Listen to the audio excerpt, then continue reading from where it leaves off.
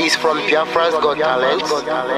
We are letting Biafrans know the reason why we should remember those who gave their lives for us, those who died that we may live.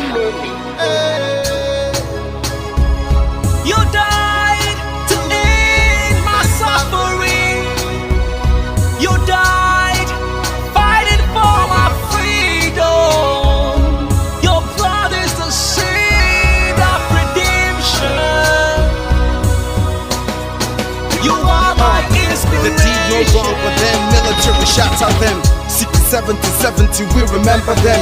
2016, 38 May, memory still lives in our mind till today. Wonder why they refuse to publicize the genocide. The world media turn blind eyes to our plight. It's time to arise, land of the rising sun. Let's rise one more time, let's rise.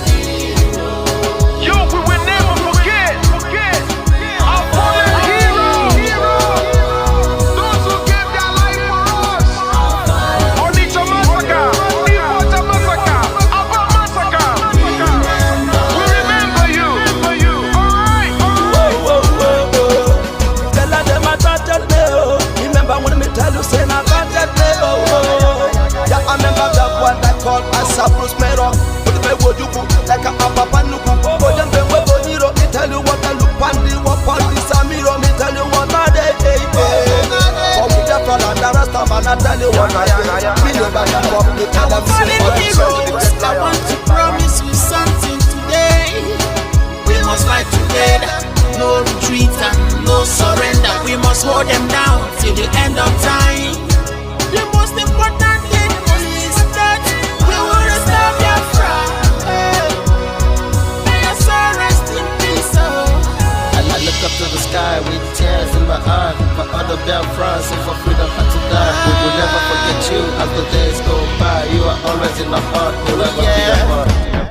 They fought for our freedom, they died for our freedom.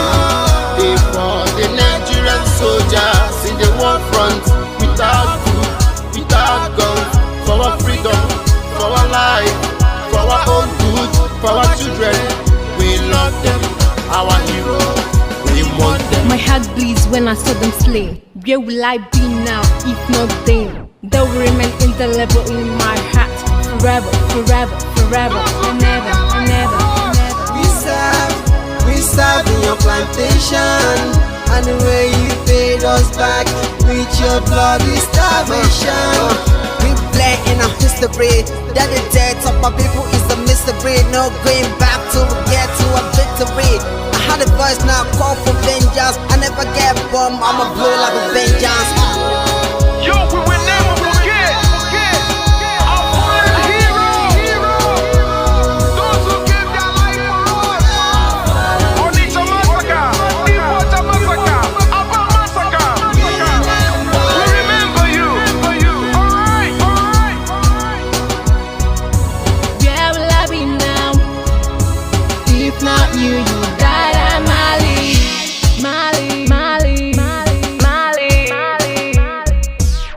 They were starved to death because of our freedom, and they paid the debt for our freedom. Flag high for those that died in the genocide, fighting for you and I.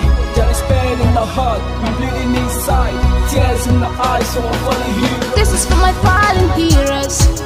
Give them motivation, people. It's like I'm looking at myself in the mirror. Cause to be a gas, I need to be a nurse. If we did not retire, They paid the ultimate price. They died for me, for the freedom of my unborn child. We live for the legacy. Yo, we will never forget our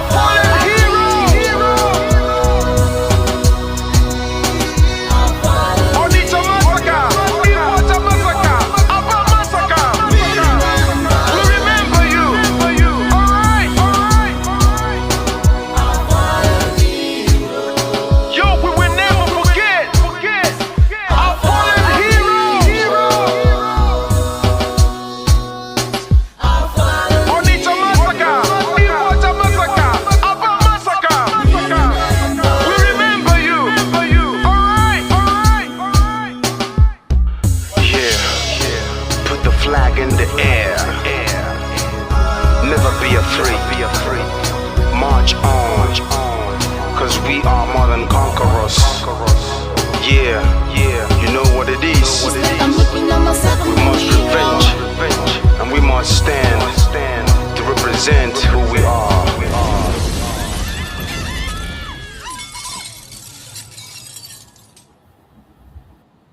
Fight on, brave boys, fight on, heroes of our fatherland. Pursue the enemy, harass him, destroy the invader. March on, brave boys, now that victory is in sight. March on and hasten the disintegration of the enemy already set in motion.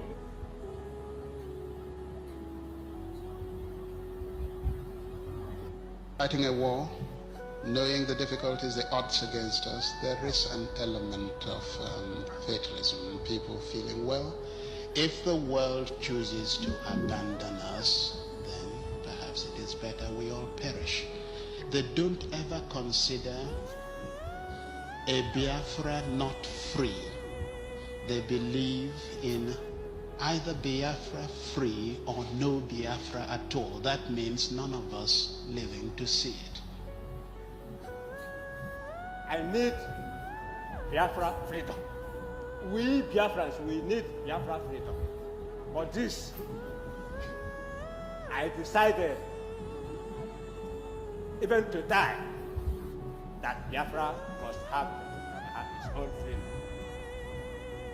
I want us to work systematically towards the establishment of a good, progressive, and democratic society where all vestiges of privilege and social injustice will be abolished, and the rich contribute more for the welfare of the poor.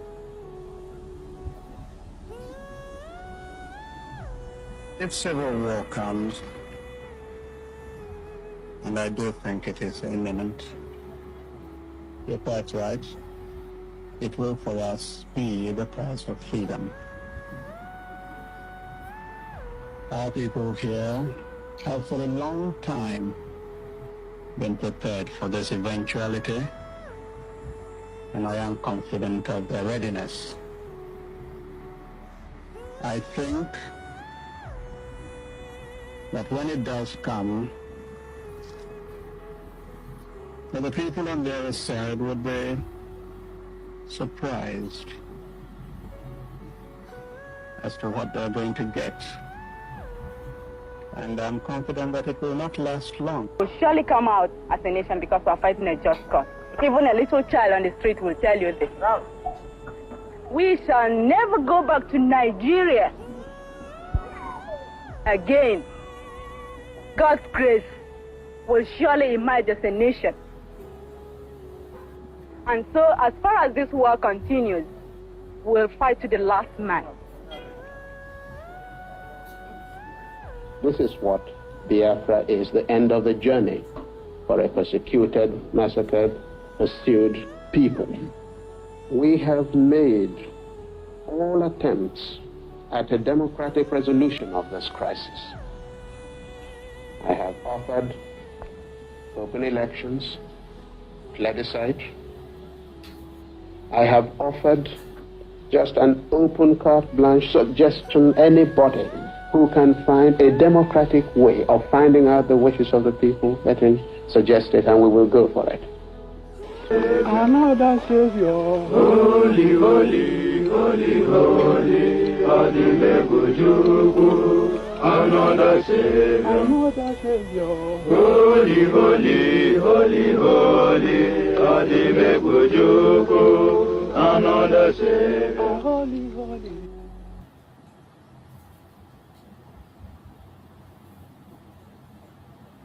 If you do not believe in what we are doing, then you better get out. We're not going to stop. God knows we can never stop until Biafra is restored. We are peace-loving people. We abhor death and killing of another soul. It's in our nature, that's how we are. But because of that, they have been coming and killing us all these years. We've kept quiet. They've been killing and killing and killing quiet. We have a case at the ICC. We have a case at Africa Union. We have a case at what else again? Pending before the UN. in New York. We've been to Geneva to tender our case. Before UN, till today, nothing. In fact, the more we complain to them, the more they come to abduct and rape our children, the more they come to kill us, the more they want to take over our land and our forests. And who told them that's going to be possible in our time? In a movement that I lead. You think you can come into our land and take it over? Oh dear. That means you don't know who we are.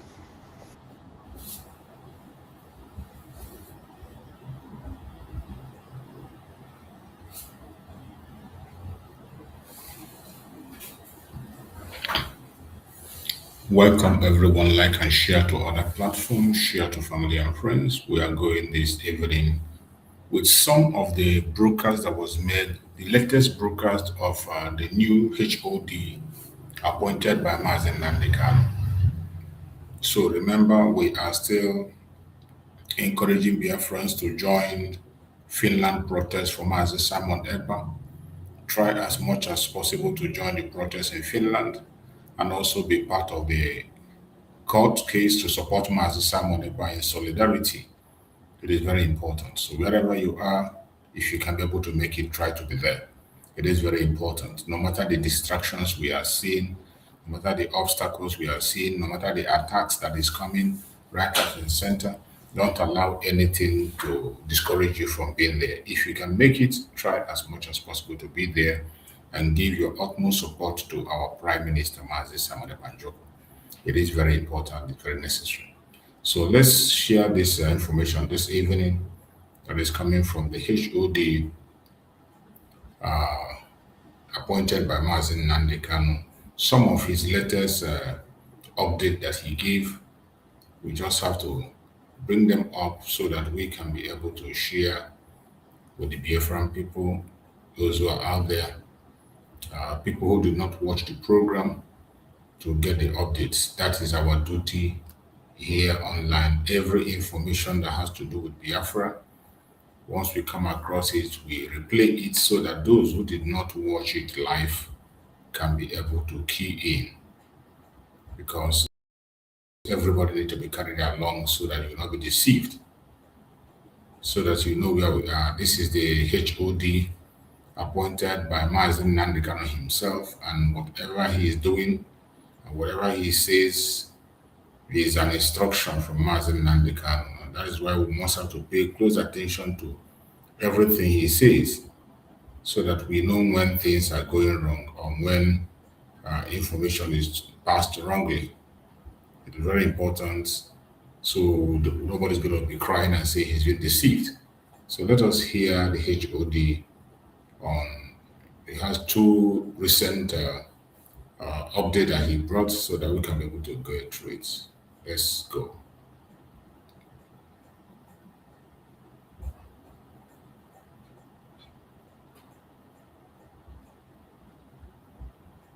My dear Biafrans, our family members scattered across the globe, and every friend of justice who has kept faith with our struggle. Last weekend, I told you to fix your eyes on Jerusalem and on Washington, D.C. I did not ask you to hope. I asked you to watch, because what was unfolding in those two cities was not a product of wishful thinking. It was a product of deliberate, focused, strategic work. Today, I stand before you to say that what we watched for has arrived.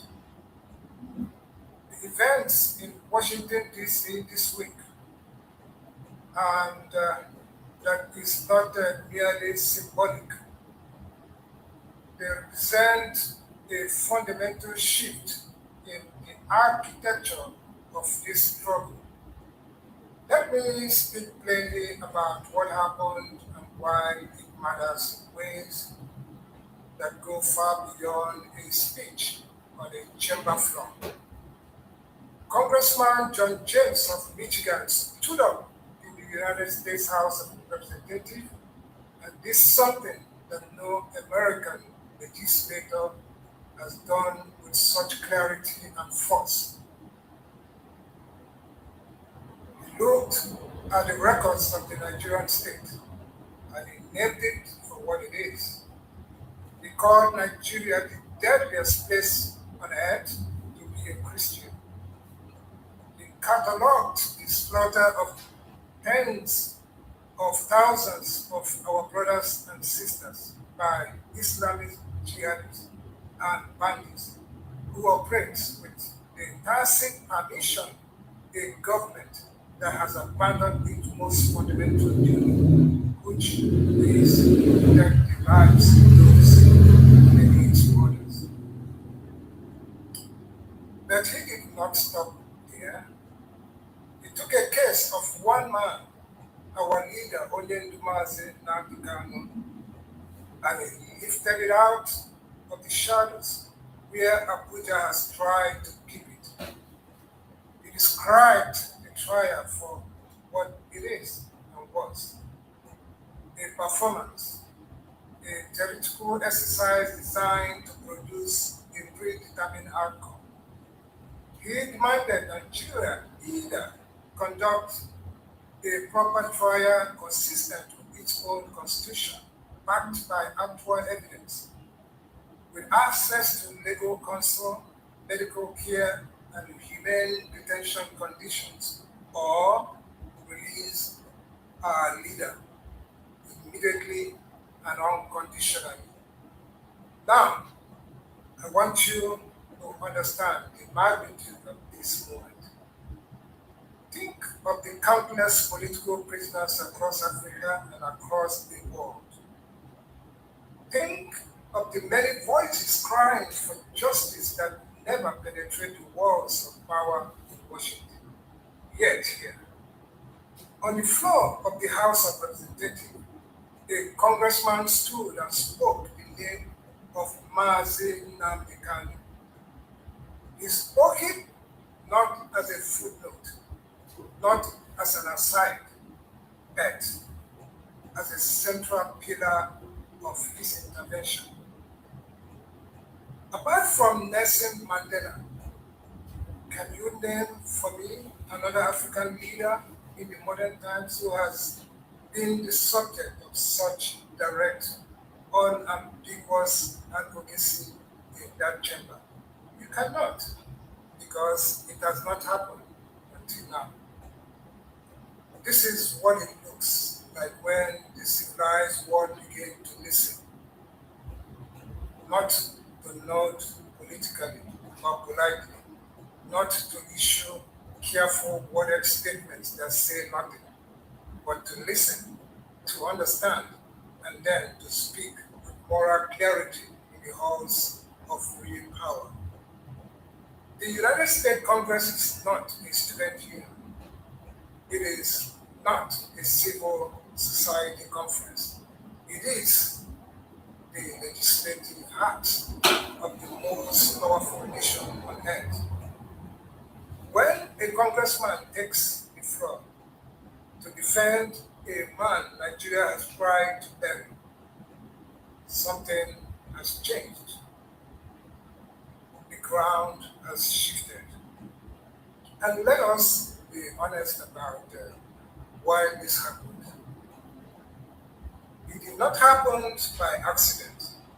It did not happen because someone in Washington woke up one morning and decided to care about Biafra.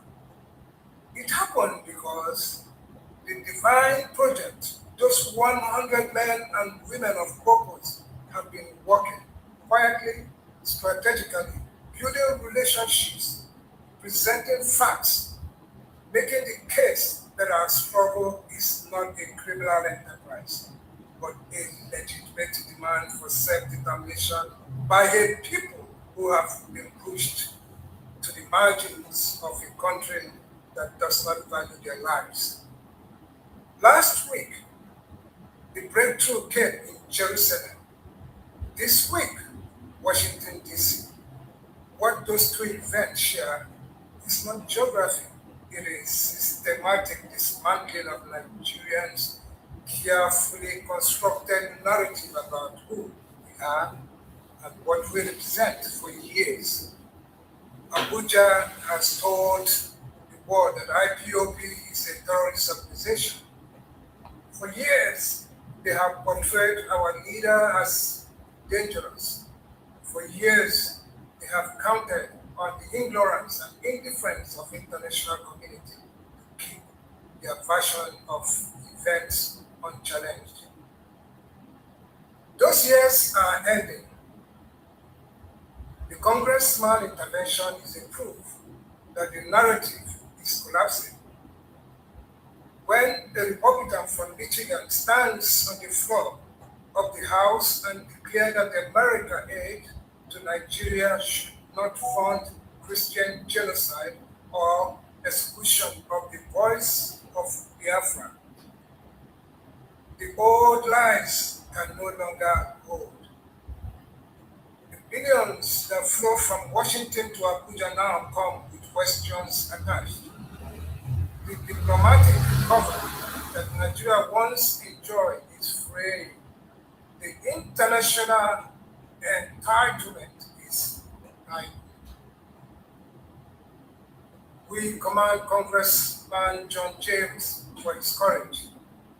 America, for all its imperfections, has once again shown itself to be a place where the voice of the persecuted can find a platform. We salute our dedicated IPOB representative in the United States who have worked tirelessly, quietly, without fanfare or self-promotion to make this moment possible. The congressman's words are now part of the congressional record.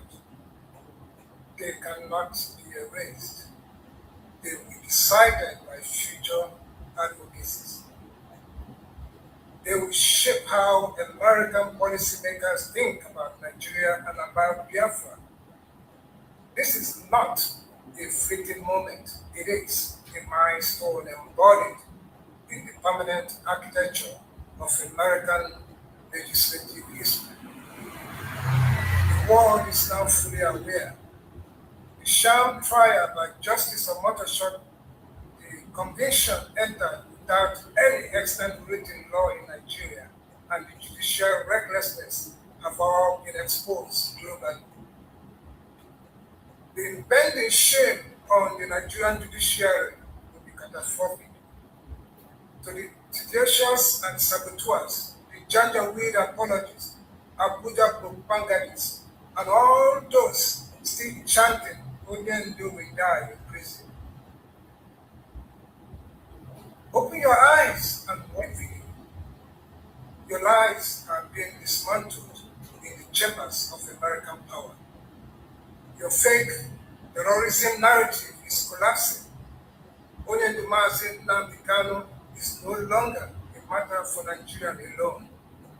He has become a global symbol of injustice and free voice across the world are rising. Our enemies understand this shift, which is why they are working overtime to sow confusion. It is unfortunate that elements of the sacked and expelled third administration of Directorate of States have rolled out fresh propaganda. They claim that Nigerian government offered condition for our leader release and that their group was rejected because they refused to sign up to it. They claim we were installed because we would sign. One simple question completely opposes this lie. Why is Mazi Kanu still in detention today? The silence that follows that question is sound of a lie collapsing under its own weight. Everything coming from these agents of Nigeria is nothing but lies, blackmail, and cheap propaganda designed to create confusion and division.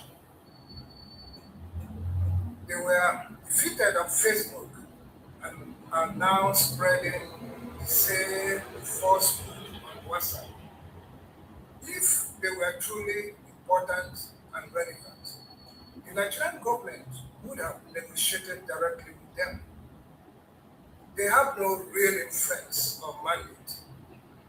Under the fourth administration, we are recording genuine progress on the international front. The triple success of the Jerusalem outing, the Washington, D.C. outing, and the engagement with Congressman John James. These are clear signs of momentum. Our leader has been consistent since the very first day he raised the Biafra banner. He wants the referendum. He wants the people of Biafra to exercise their sovereign right to determine their own destiny. He has never contemplated and will never contemplate giving up on Biafra. Anyone who believes otherwise seriously needs medical attention. Their thinking is not good. Mazi Nnamdi Kanu remains the undiluted voice of Biafra, committed to self-determination through the rule of law, fair hearing, and will of the people. The lies of the expelled gangs were crushed on Facebook. They will be obliterated on WhatsApp and every other platform. The fourth administration stands firm on the original mandate. Biafra is our collective destiny. No amount of propaganda from SAC imposters can change that. And it is in this context that I must now address another front in this information war.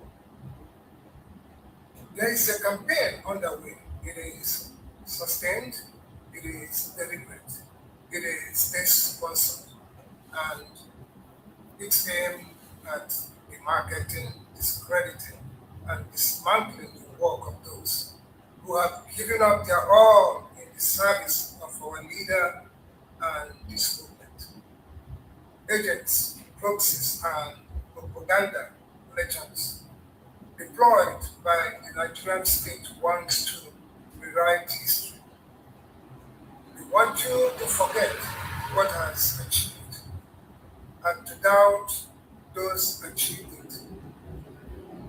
We are here tonight to place on a permanent record a truth that cannot be shaken.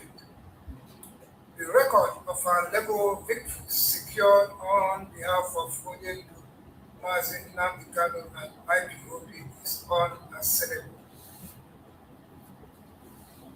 Every single one of those judgments was brazenly disobeyed by the Nigerian state. No one has been overturned. No one has been appealed successfully. Not one has erased from books. They stand, they endure, and they testify. The Federal Republic of Nigeria, the Department of State Services, the Nigerian Army, and the Southeast Governor Forum stands thoroughly defeated in multiple courts of competence.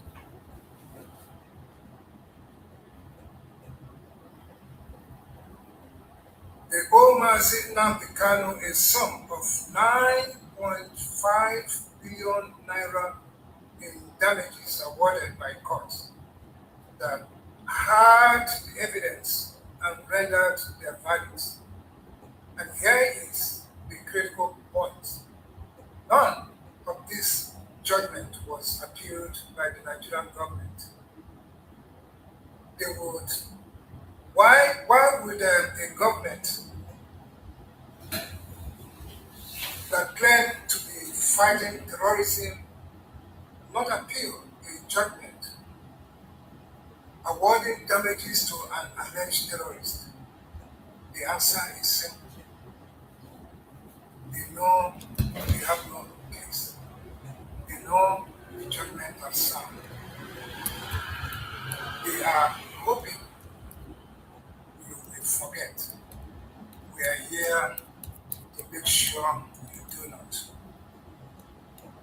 Let me walk you through the records that's already comprehensively documented and widely reported. These are subsisting judgments won by Mazi Nnamdi Kanu and IPOB against the Nigerian government. In January 2022, the Abia State High Court in Umuahia delivered the first major victory. The court declared that Mazi Nnamdi Kanu did not jump bail, arising from the September 2017 military invasion of his ancestral home during Operation Python Dance, where 28 innocent souls were killed. The court awarded 1 billion naira in damages, ordered an apology, and demanded a political solution. In October 2022, the Federal High Court, Umuahia Division, delivered the first High Court declaration that Mazi Nnamdi Kanu is a victim of unlawful extraordinary rendition. The court awarded 500 million naira in damages, declared his detention illegal, and ordered the federal government to restore him to his pre-rendition status. The extraordinary rendition argument that won the acquittal, the equivalent discharge of October 13, 2022, was crafted by our legal team. Our leader himself has confirmed this on numerous occasions during the investigation.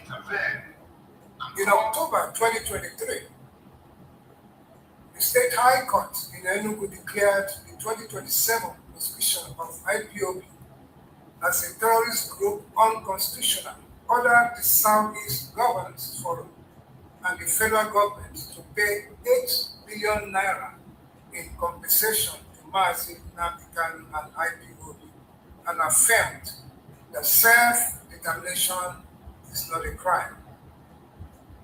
Add those figures together: 1 billion, 500 million, 8 billion, 9.5 billion naira in judgment that the Nigerian government has not appealed and cannot overturn. A record of total legal defeat for the Nigerian state on those core issues. But the work did not stop at Nigerian borders. Our legal team successfully engaged the African Union Commission on Human and People's Rights. In March 2018, the Commission condemned the arrest and trial of Mazi Nnamdi Kanu and IPOB members, condemned the prosecution of IPOB, and condemned the Operation Python Dance as a violation of the African Charter. The Commission directed the late President Buhari to stop further arrests and prosecutions and to reverse the prosecution. At the United Nations, the record is even more extensive. From 2017 through 2022, multiple UN special rapporteurs and the Human Rights Council issued ruling against Nigeria's mistreatment of IPO, declared the extraordinary rendition unlawful, directed Mazi Nnamdi Kanu's release and compensation, and declared the prosecution of IPOB as a discrimination against the Igbo people and a violation of United Nations Charter. These interventions collectively made it impossible for the Nigerian government to comply convince foreign countries to tag IPOB a terrorist organization. And in June 2025, the Kenyan High Court declared that Mazi Nnamdi Kanu's adoption and forcibly renditions were unlawful and unconstitutional, awarded damages against the Kenyan government, and explicitly criticized Nigerian involvement. The record speaks for itself. Our legal team successfully litigated the Operation Python dance invasion, where 28 people were killed. They successfully litigated the extraordinary rendition of Onyendu and secured declaratory judgment mandating restoration to pre-rendition status. They successfully engaged the African Union and the United Nations, rendering Nigeria terrorist tag on IPOB a global non-starter. They won the landmark victory against the illegal prosecution of IPOB. No other legal team, past or present, has won more landmark cases in the services of Mazi Nnamdi Kanu and IPOB. And there is no one more thing the record reveals. The current legal team is the one the Nigerian government could neither intimidate, coerce, nor buy over. They tried with others, they succeeded with some, but these ones remain standing, unbowed, unbroken, and undefeated. The coordinated and sponsored campaign coming against IPOB and those who serve under the supreme leader of Mazi Nnamdi Kanu is roundly defeated. It was defeated in the courts. It was defeated by the United Nations. It was defeated at the African Union, and it will be defeated in the court of public opinion because facts are stubborn and truth is irresistible. Let the facts speak for themselves. Now, let me turn to a matter that is not about legal victories or international diplomacy. It is about flesh and blood. It is about human beings who have been abandoned, forgotten, and left to rot in the dungeons of the states that cares nothing for their lives. We continue to identify the abandoned Biafrans in prisons across Nigeria. Some of them are in facilities so remote that their families do not even know they are alive. Some of them have very serious health challenges occasioned by years of neglect, years of being denied medical care, denied proper food, denied basic dignity that even convicted criminals are supposed to receive. I want you to watch the video we are making. Look at the faces of one of the 57 Biafrans we have identified in a Abakaliki prison. His name is Mbam Samson. He is from Igbaju in Kaliki, right here in Ebonyi State. According to the information we have gathered, he was extracted from a hospital where he was being treated for gunshot wounds and dumped into Abakaliki prison, just taken from his hospital bed and thrown into the cell. Now, both of his legs are bad. The condition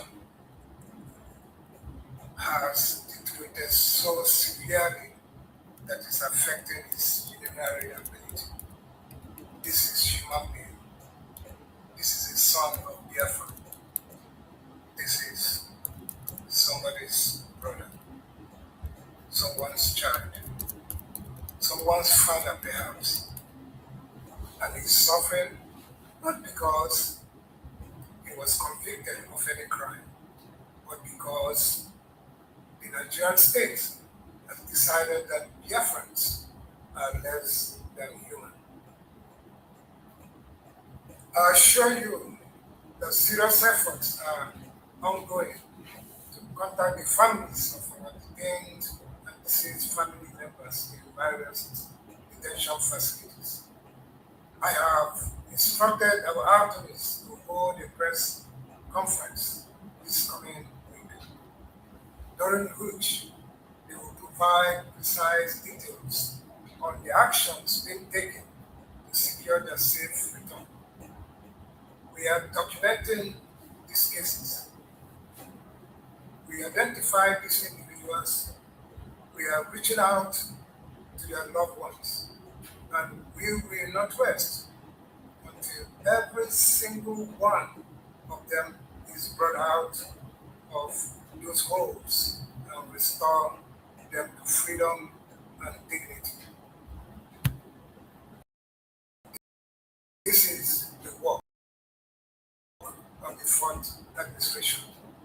This will be done not for applause, not for recognition, but because it is right.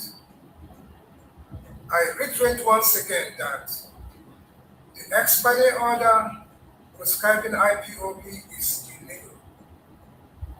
We have a pending appeal before the Supreme Court of Nigeria. The laws of Nigeria are very clear. You cannot take away individual rights to associate freely without first informing them. I have asked all our media platforms to circulate the original gazette published by the government of Nigeria prescribing IPOB. We have examined it with a fine-tooth comb. Nowhere is membership of IPOB mentioned as being prescribed. The government trapped itself in its own mechanism, machinization. In the preceding peace in Biafra land, we are continuing to seek the escalation of tensions in the area and its environment. However, certain persons on the payroll of the Nigerian states are hell-bent on propagating a false narrative that Eastern Security Network is responsible for the insecurity in our homeland. It is clear to all that the Nigerian Army, through Operation Python Dance and Dance 1 and Dance 2, unleash mayhem in our land. This insecurity is state-sponsored, as documented by Inter-Society and Amnesty International. They introduce it as a rules to justify their sham completion of our leader. It is telling that since his unlawful conviction, insecurity has suddenly stopped. The clearest proof is that anti-Biafran forces were behind it all along. We urge the government of Anambra State to publish Professor Chibi Kanu-led panel, a report that inquired into insecurity in Southeast. That panel, like the Lagos State NSAS panel, exonerated IPOB and our leader, Mazi Nnamdi Kanu. Published it, let the people see what the people pay for. On the update regarding our leader's upcoming appeal, Justice Omotosho pronounced judgment and conviction without any extant written law in Nigeria. This is the crux of the matter. The facts canvassed in the brief of our leader are unaccessible. Even if this world were to turn upside down, the conviction entered on non-existing law remain a nullity in law and in fact. Any day Nigeria stops hiding and meet us in court, they will be invaded by their own laws and precedents. A country that was in a hurry to convict, now running from defending it and defending its sham conviction. That tells you everything you need to know.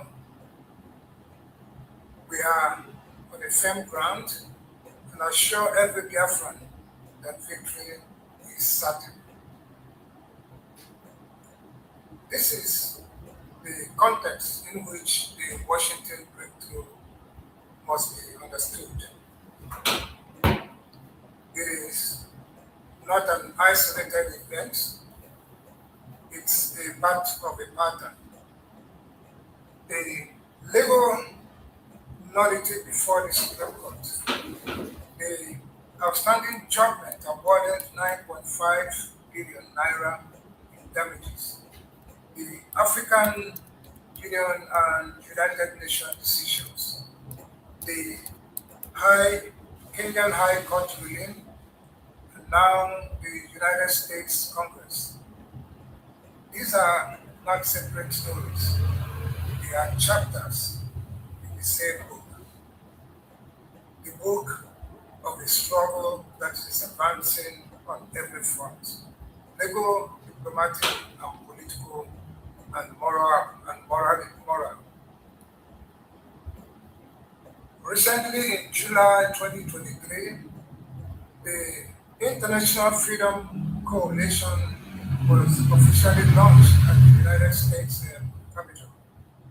Biafrans selected from across the United States, operating under the umbrella of the indigenous people of Biafra, were represented. They carried our message, they represented our cause with dignity. They stood in halls of American power and declared that Biafra is not going away.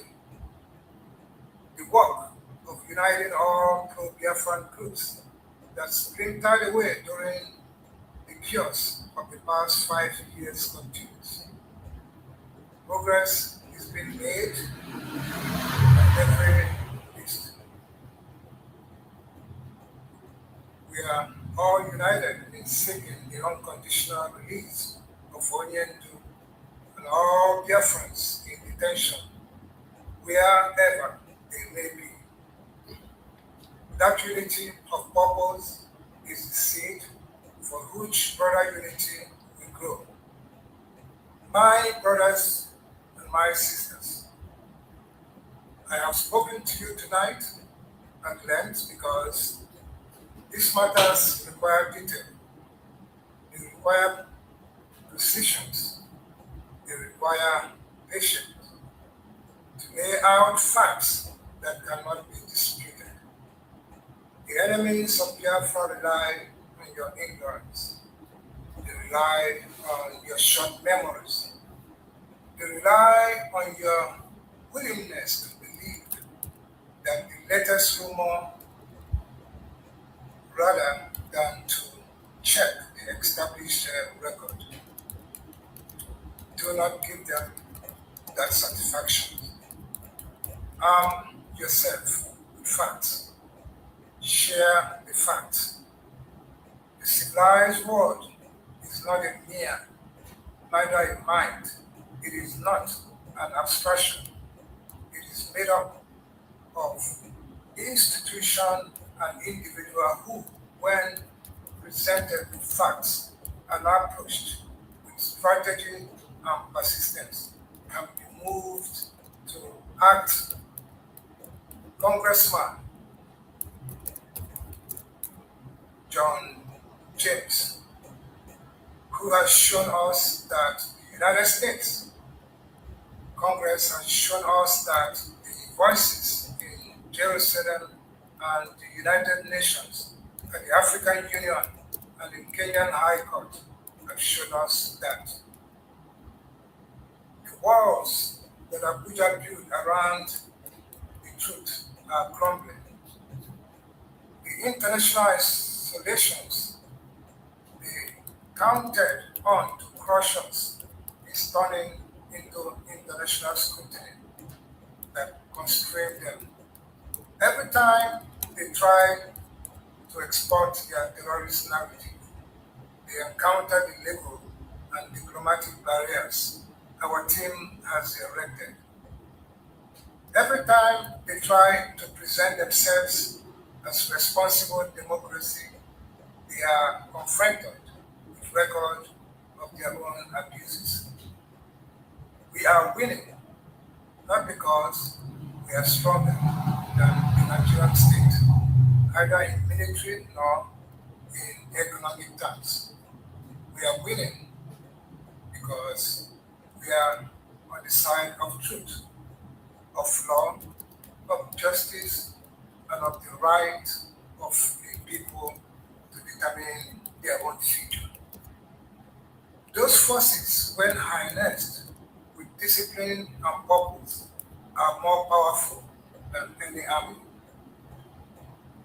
The unity, sense of directions, and unflinching resolve shown by 100 men and women of divine project, even amid Onyendo's suffering, proved our determination to secure a referendum.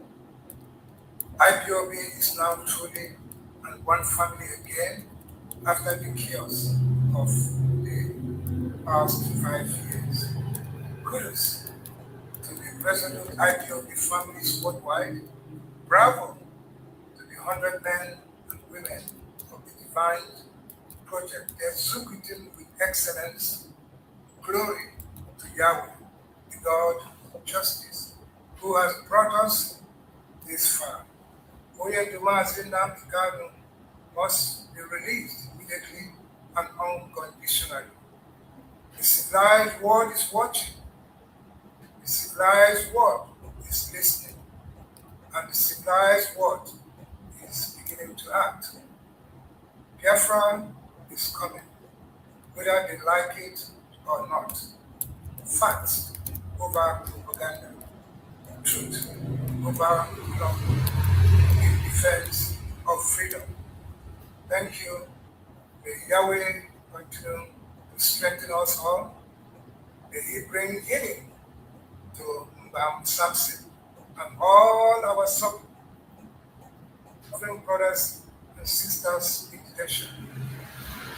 And may the down we have worked for, prayed for, and sacrificed for, break and soon over. Free Biafra. Thank you and good night. Mazi, Chris Morgan. Thank you.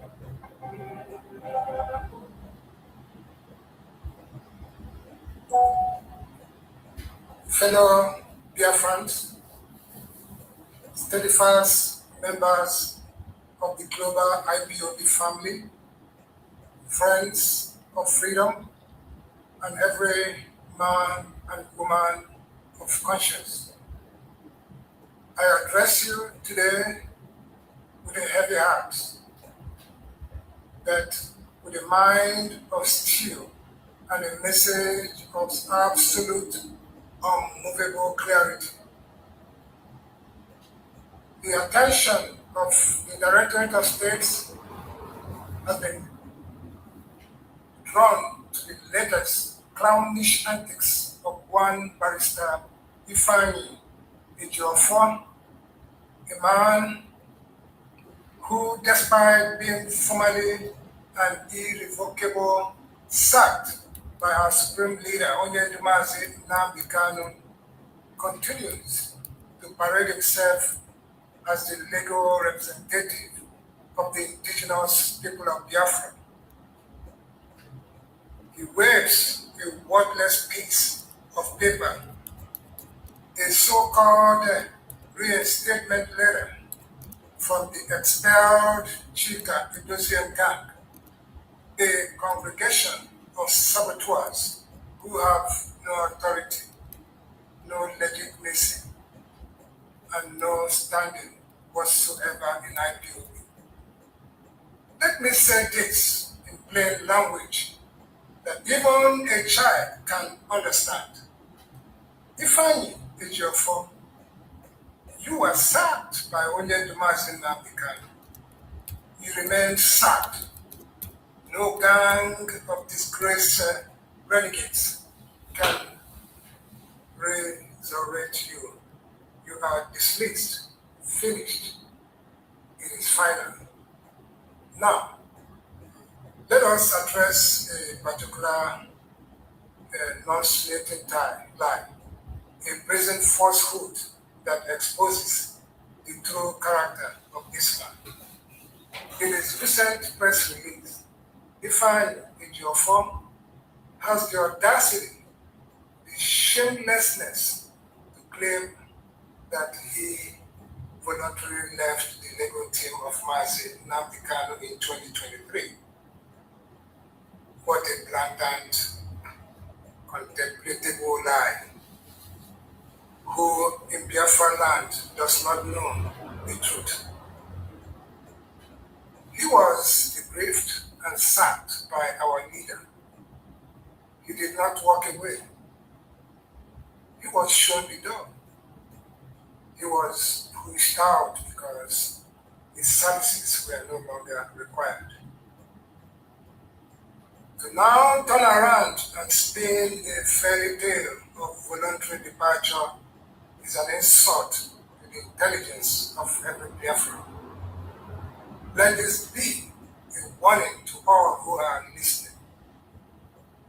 A lawyer who finds lying so easy, so effortless, so natural, is an extremely dangerous individual.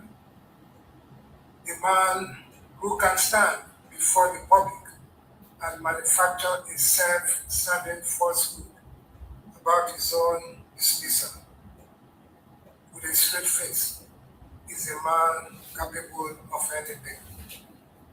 If he will lie about his sack, what else will he lie about? If he will falsify his own history, what document will he not fabricate? What trust can ever be placed in such a person? A lawyer is an officer of the court, sworn to truth and integrity, yet here stands Ifeanyi Ejiofor, weaving deception as easily as he breathes. This is not just professional misconduct. This is a profound character bankruptcy. To be absolutely precise, so that no room remains for his propaganda machine to twist the facts, Ifeanyi Ejiofor was verbally and informally debriefed by our Supreme Leader in 2023. That was the first stage of his exit. A quiet, behind-the-scene removal necessitated by his accumulating failures. Today, that informal debriefing has been formalized today. He has been officially, procedurally, and permanently sacked. The sacking has moved from verbal to documented, from informal to constitutional. There is no ambiguity. There is no loopholes. There is no path back. The door is shut. The locks have been changed. It's out. Completely, totally, and irreversibly. It was Onyendu who engaged you on behalf of IPOB. It is the same Onyendu who has now disengaged you. First, verbally, in 2023, and now formally and official. That is the beginning and the end of the matter. Any claim to the contrary is a criminal impersonation built on the foundation of lies, and it will be met with full force of the law.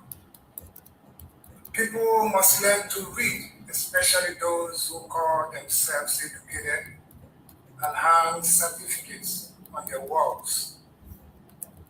The IPOB Code of Conduct is not a secret document buried in the archives. It is our supreme operational law. Section 2, subsection A, is a critically clear. The power to appoint, power to suspend or dismiss any principal officer, including legal representative, resides exclusively with the supreme leader, Mazi Nnamdi Kanu, unless he expressly and formally delegates that power. No committee of the expelled,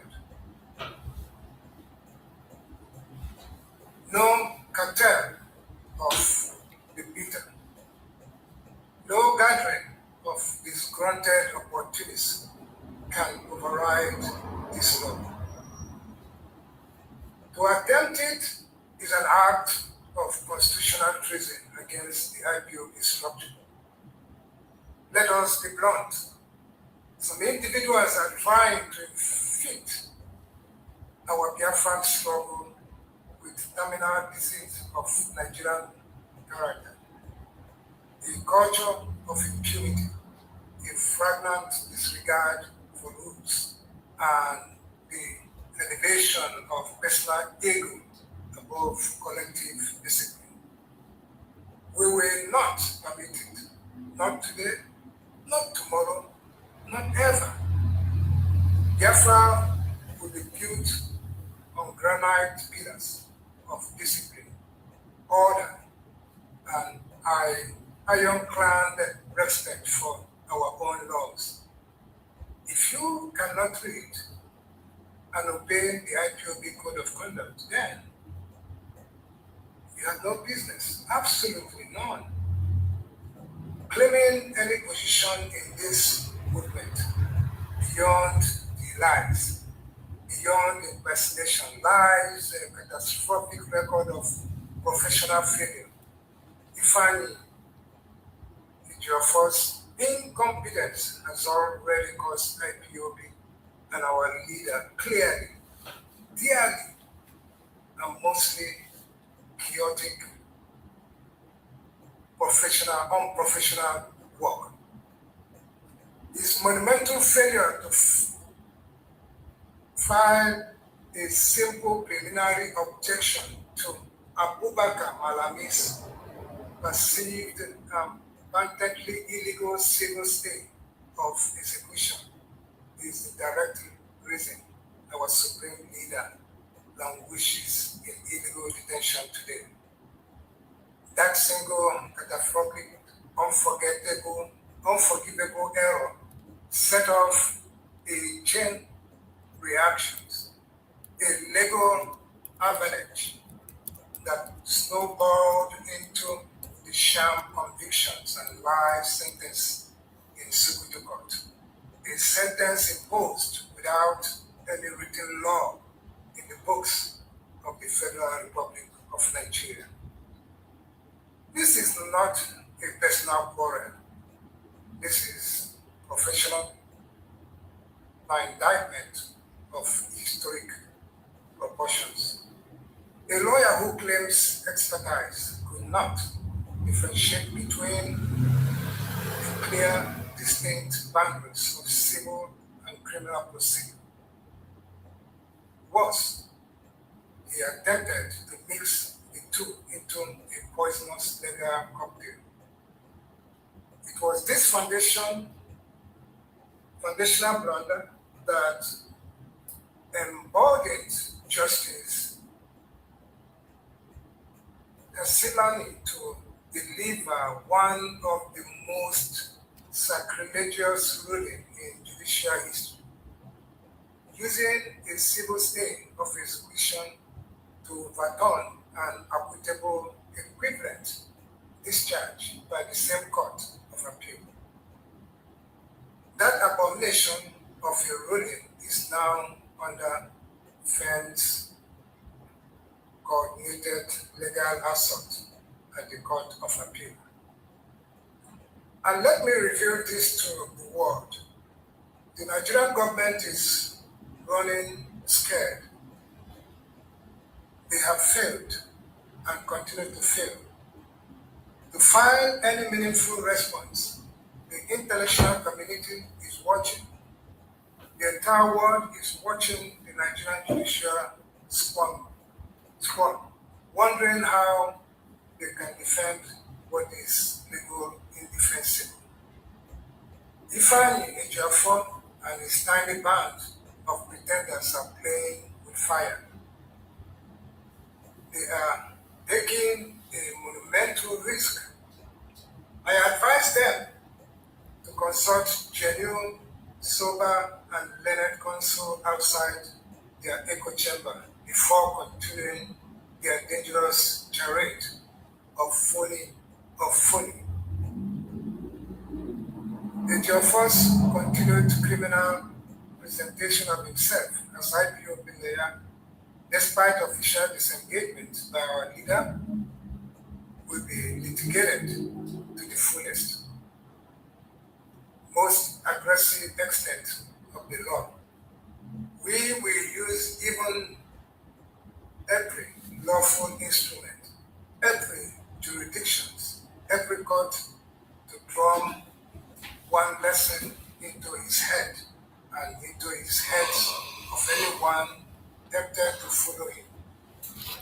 The absolute necessity of professional discipline and unconditional surrender to legitimate authority. And let this serve as a final unequivocal warning to the general public within and beyond Biafran land.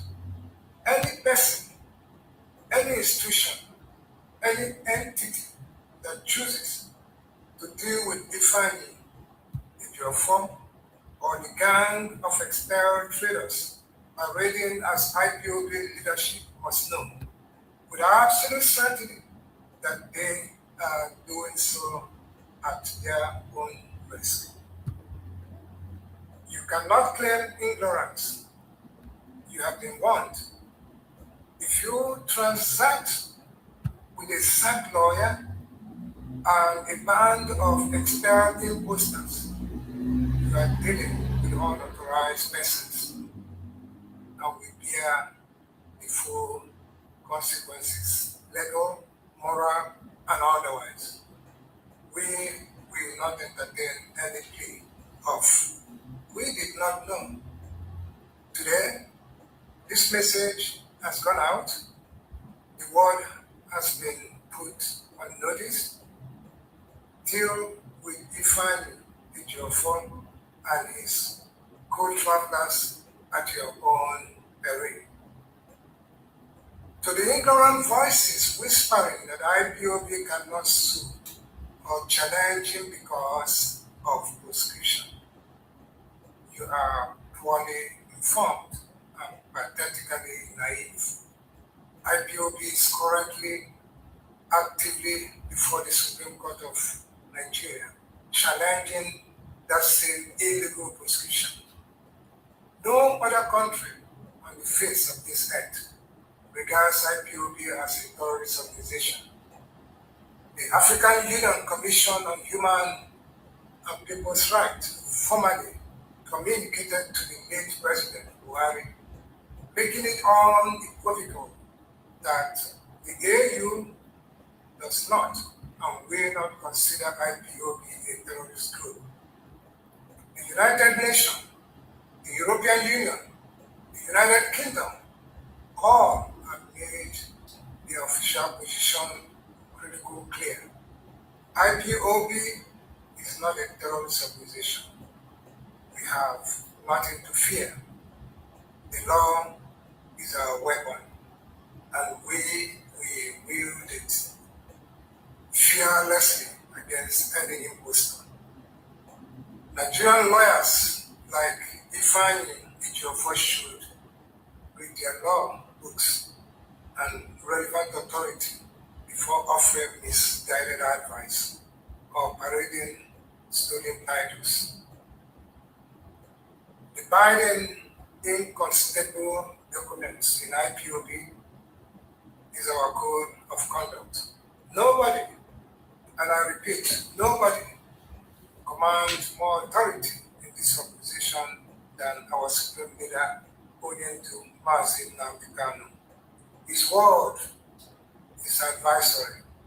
His word is final, supreme, and immediately executable. So, let this message ring out across Biafra land and across the world, loud and unambiguous.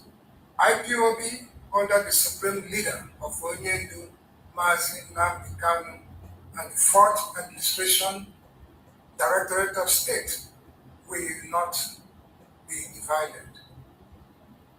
We will not be distracted. We will not be diverted by compromised elements, sterile fraudsters, liars, or their shadowy sponsors. The era of impunity is dead. This is because the era lies over. The new era of iron, discipline, ruthless truth has begun. I call on all genuine, faithful, and unwavering Biafrans to remain vigilant, remain disciplined, remain laser focused, and united with an unbreakable chain around our supreme leader. The battle for Biafran total liberation continues with renowned intensity, and let no one doubt it. Victory is not just possible. Victory is mathematically certain.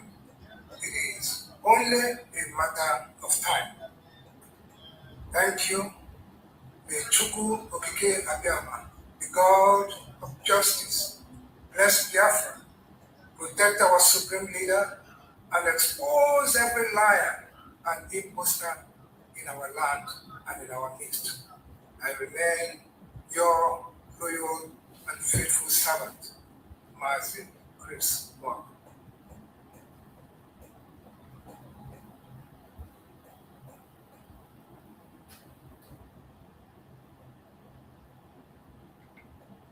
Yeah, I made a video that the Ijaw people and the Igbo people are brothers, that we have been living in peace together for thousands of years before the creation of the illegal state called Nigeria.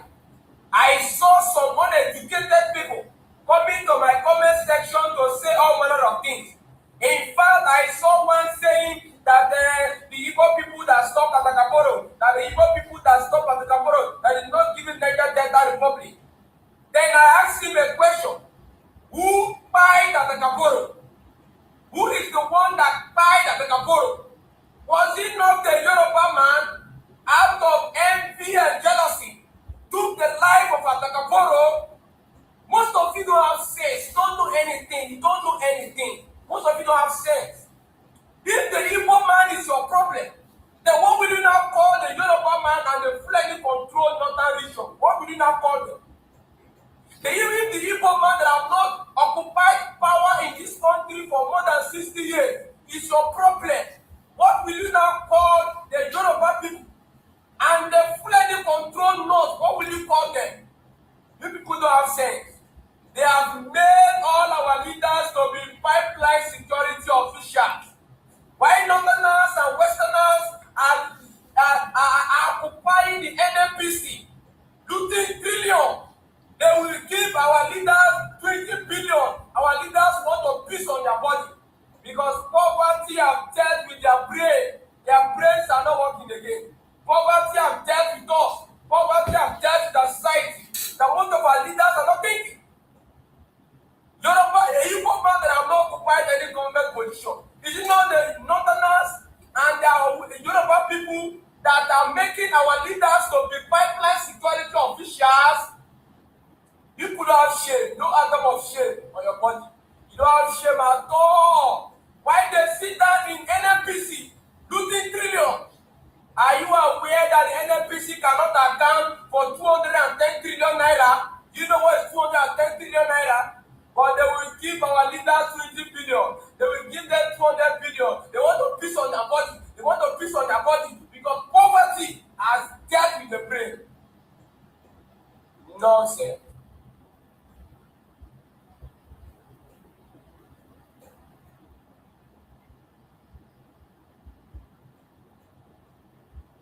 Enough is the problem of Nigeria. No embarrass. We are beggars.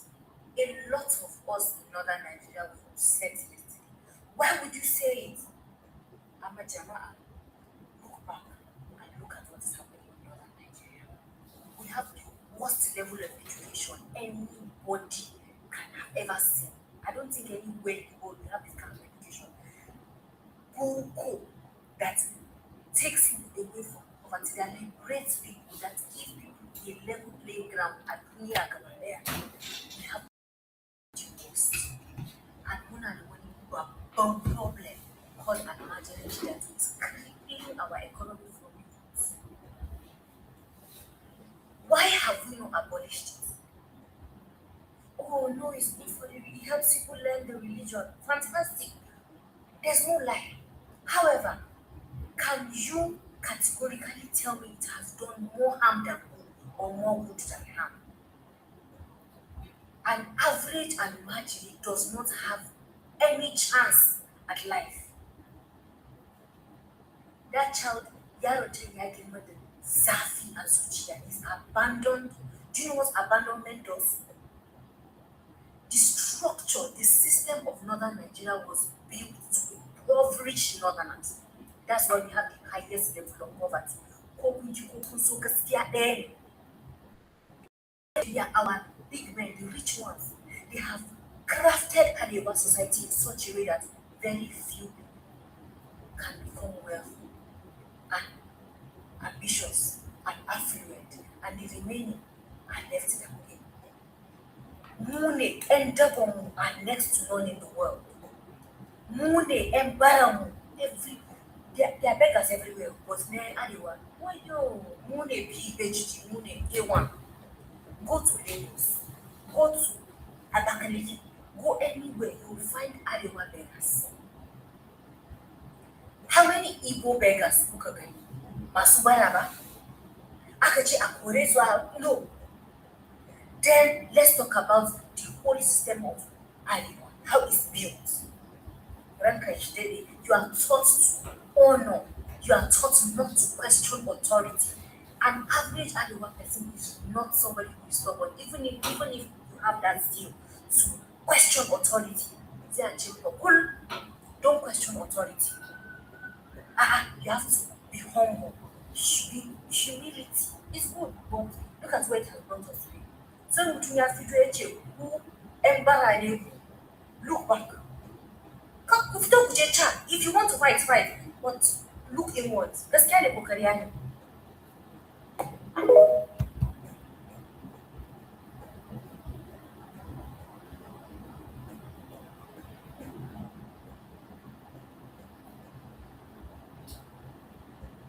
At least 60 people have been massacred in the ongoing genocide in Nigeria just this week. Well, Building Zion's Alex Barbier is here with the details. My friend, what can you tell us?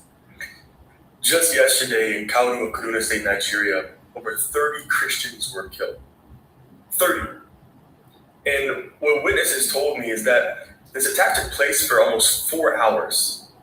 The military was nowhere to be found. The police were nowhere to be found. Any security force, nobody came to stop them. Nobody came to apprehend.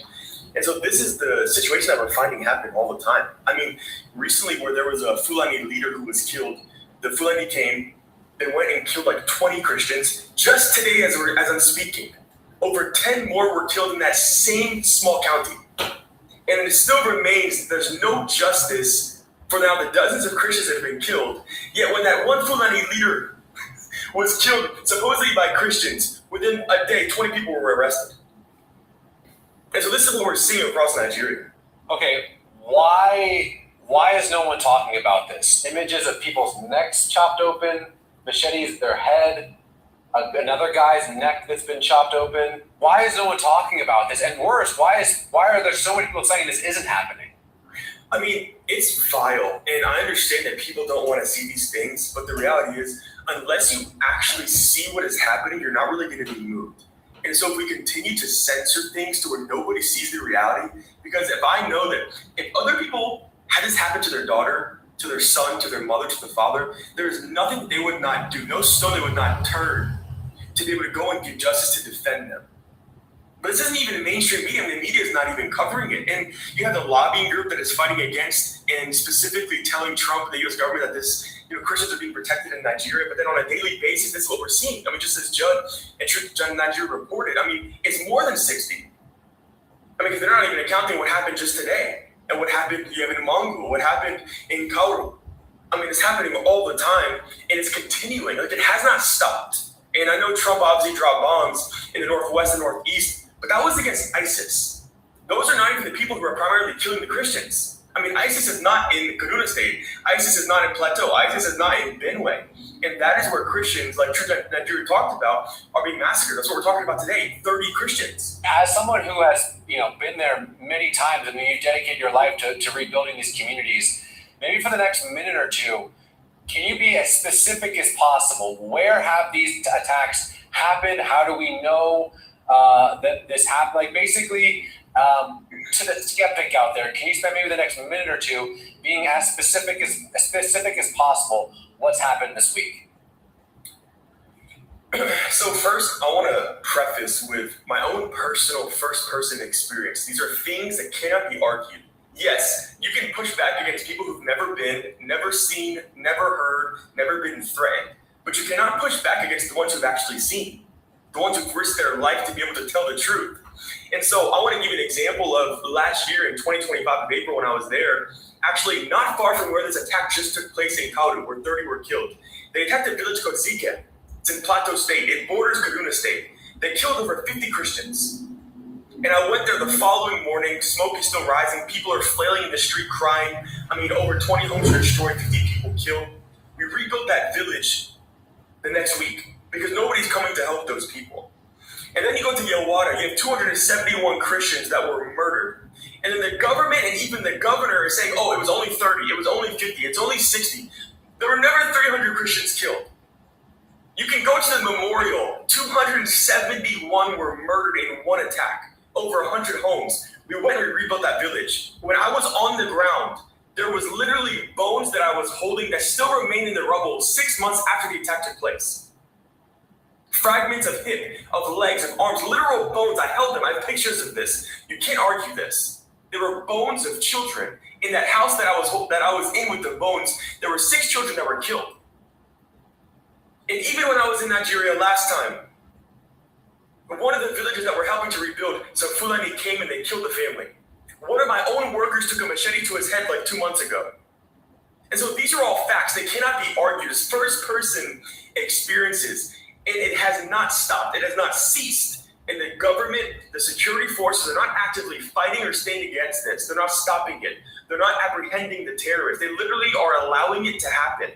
And whatever the media wants to push is in contradiction to the truth from the ground. And that is why you have so many people that are trying to censor this, to silence it. But as a Christian, we have to stand for what is right and what is true. And that's what we've been called to give justice to the oppressed, to stand with the ones who have no rights, who are afflicted, to rescue the weak and the needy, to deliver them from the hands of the wicked. This is what the Lord has called us to do. And so that's why I've devoted a lot of my life now, my heart, because I'm like, I can't go see people's heads being cut off and villages burned and then stay in silence. And so that's why we're going to continue to show the truth. Brother, I can barely look at my WhatsApp when I get images from you and Masara and, Mike Ode James, people in Nigeria, let alone actually being there like you.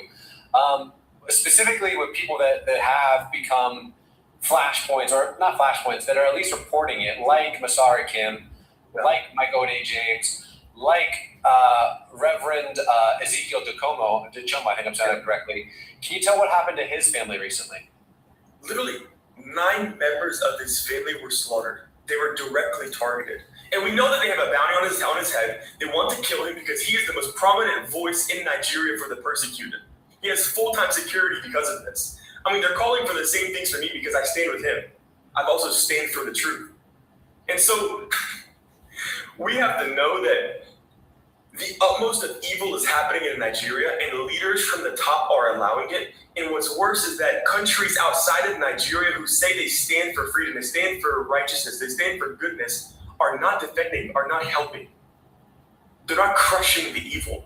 And it's just, when I see these things again and again and again, it truly crushes me, because it doesn't become normal to see a person be chained behind their back and to have their neck cut in half.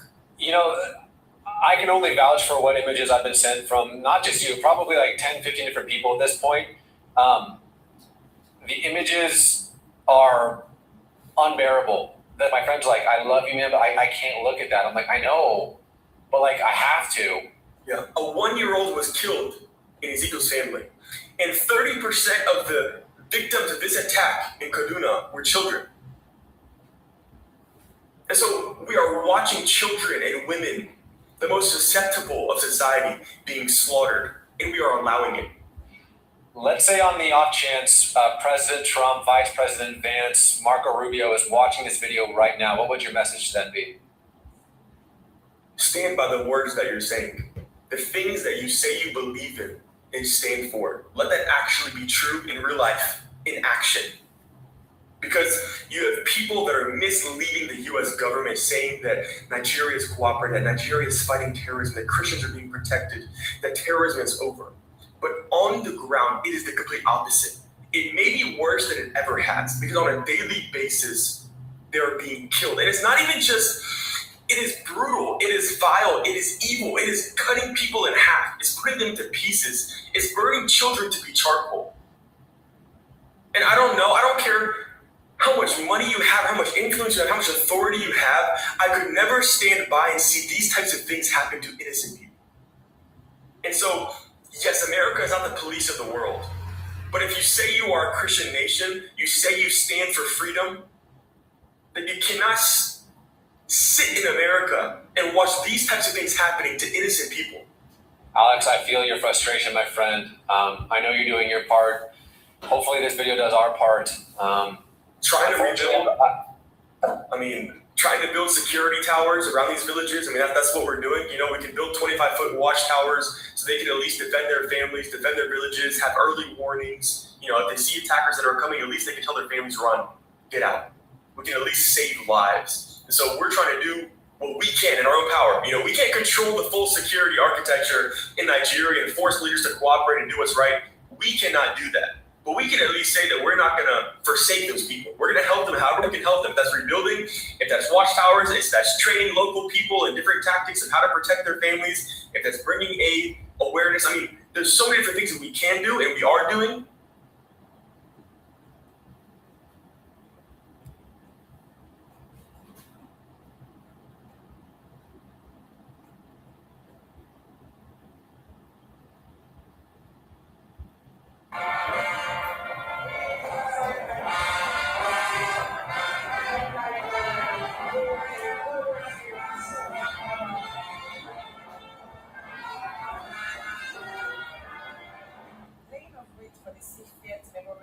Of Nigeria's first military head of state, General Johnson Aguiyi-Ironsi, who ruled Nigeria from January 16, 1966 to July 29, 1966.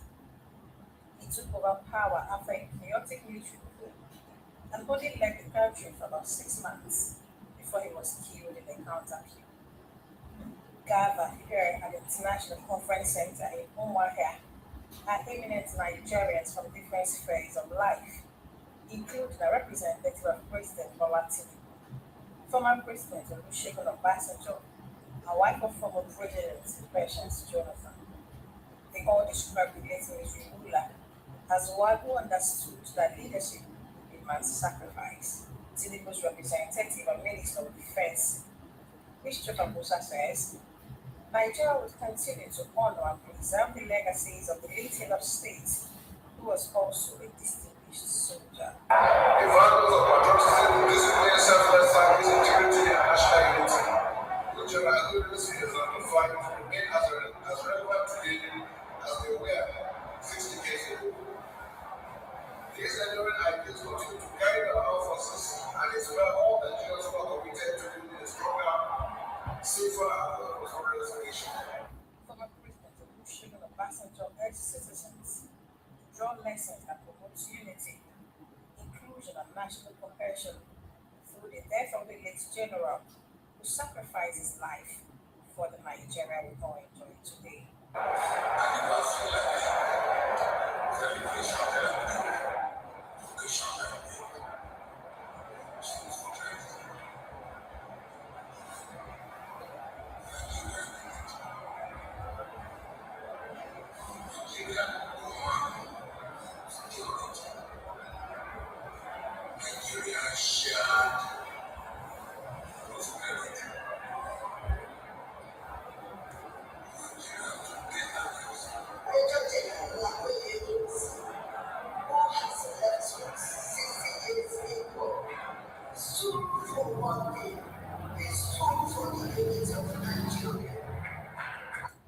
His younger brother describes him as a fertilized Nigerian who gave all for the good of the nation. He also appreciates Cardinal Oti for the honor bestowed on the former head of state 60 years on. Whether they are only to mourn, but to remember, to honor, and to rededicate ourselves to the Nigeria to whom our way. The other state governor says Philip also died at the young age of 42. He left indelible marks in the sands of time. That he gave up his life. What happened? If it was about self-interest, in today's world, 80% of the people are interested in self-interest. Guests at the event, including the former chief of army staff, Lieutenant General Azubike Hendrika, maintained that Iwoti stood for the unity of Nigeria and stood firm in his decisions for a better country.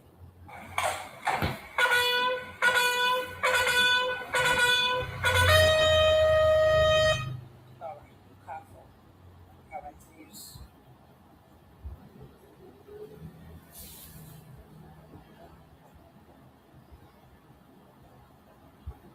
Whether they are only to mourn, but to remember, to honor,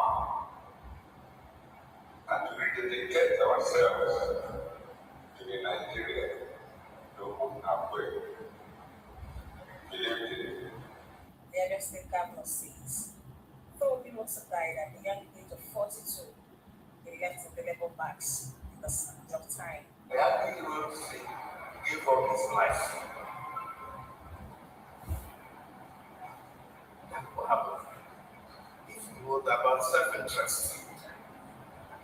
In today's world, we're continuing the conversation with South Arabia today regarding what's happening in South Africa. Fresh diplomatic tensions appear to be emerging between Nigeria and South Africa following reports that President Bola Tinubu declined to receive a special envoy sent by South African President Cyril Ramaphosa amid renewed concern towards the potential attacks on Nigerians living in South Africa. The reported decision comes in the wake of the alleged killing of Nigerian citizen Chika Ibe town, an incident that has reignited public outrage over the safety of Nigerians abroad and renewed calls for stronger action against xenophobia. Well, according to reports, the South African delegation is expected to deliver an important message from President Ramaphosa. However, Nigerian officials reportedly insisted that meaningful diplomatic engagement should be preceded by concrete action for the implementation of the memorandum of understanding on air mechanism signed by both countries in 2025. The agreement was designed to strengthen cooperation on citizen protection, defense, local violence, and responses to consular issues. Joining us to examine this situation is no other than the diplomatics, that we could say, an African affairs analyst and one who has followed diplomacy, not just in Africa, but of course globally. Dr. David Masanga makes it here on time to see if we can make this conversation a very close one. Good morning and thank you for being here, Dr. Masanga. Good morning, all of you in the studio in Lagos. I'm happy to see three of you all the time. When I see you, I smile. Therefore, the subject is going to be very good, bold, and I tell my if you don't want to listen to me, at 71 years, I'm going home. I don't care now. Africa, I'm saying now. Thank you. Let's go. Thank you very much, Dr. Masanga. Just last Friday, the President of the Republic of South Africa, Cyril Ramaphosa, dispatched a high-level delegation to Abuja. This was with President Bola Tinubu, the head of that was the Department of Foreign Relations and Corporations Minister, Ronald Lamola. What diplomatic message does this decision by the Nigerian presidency and the Nigerian president? I'd love to see him. What sort of message does he send? First of all, I have been caught up in this issue between friends. South Africans are my friends. West Africans, most of them are my friends. However, I've never met Tinubu, but I have met Mohammed several times on this issue. And I've met several African heads of state who have suffered the same fate. Like in Nigeria, Ghana, we have lost people also in Uganda. We have lost people from Kenya, Mozambique, Malawi. I've met most of these heads of state. Now, let me be very candid. I think Ramaphosa should have said himself, Ramaphosa should have veiled himself first to the president of Nigeria. On this one, maybe it is the first time that I will talk very favorably about what Nigeria has done. These are people who have lost. These are at least people who have died, and not whites from Europe. These are fellow Africans who have died. And this Africa, this is the Africa we liberate. This is the last colony. Most of you are young people. Most of us took part, surrendered our passports, gave them our names, money to be able to liberate themselves. The treatment they have done of many of Africa is massive for them. But again, we must not escalate this issue. This is what I'm told Mohammed. And I don't care if he doesn't want me somewhere. I don't care. There is no oxygen. Only available there. There's no oxygen everywhere. This is what I want to tell President Trump. And let him take the matter, call the president face to face. Museveni stand. What President Museveni has said, I'm going to ask Ramaphosa face to face. Not saying anything. Face to face. What happened? Where have we gone wrong? Where have we killed our people? So President Trump should not sit and wait for small delegates. Yes, the things of redundance, the message. But these are people who have died. The biggest number of people who have died in somewhere. So, you should have the police problem is from your man. Who has now done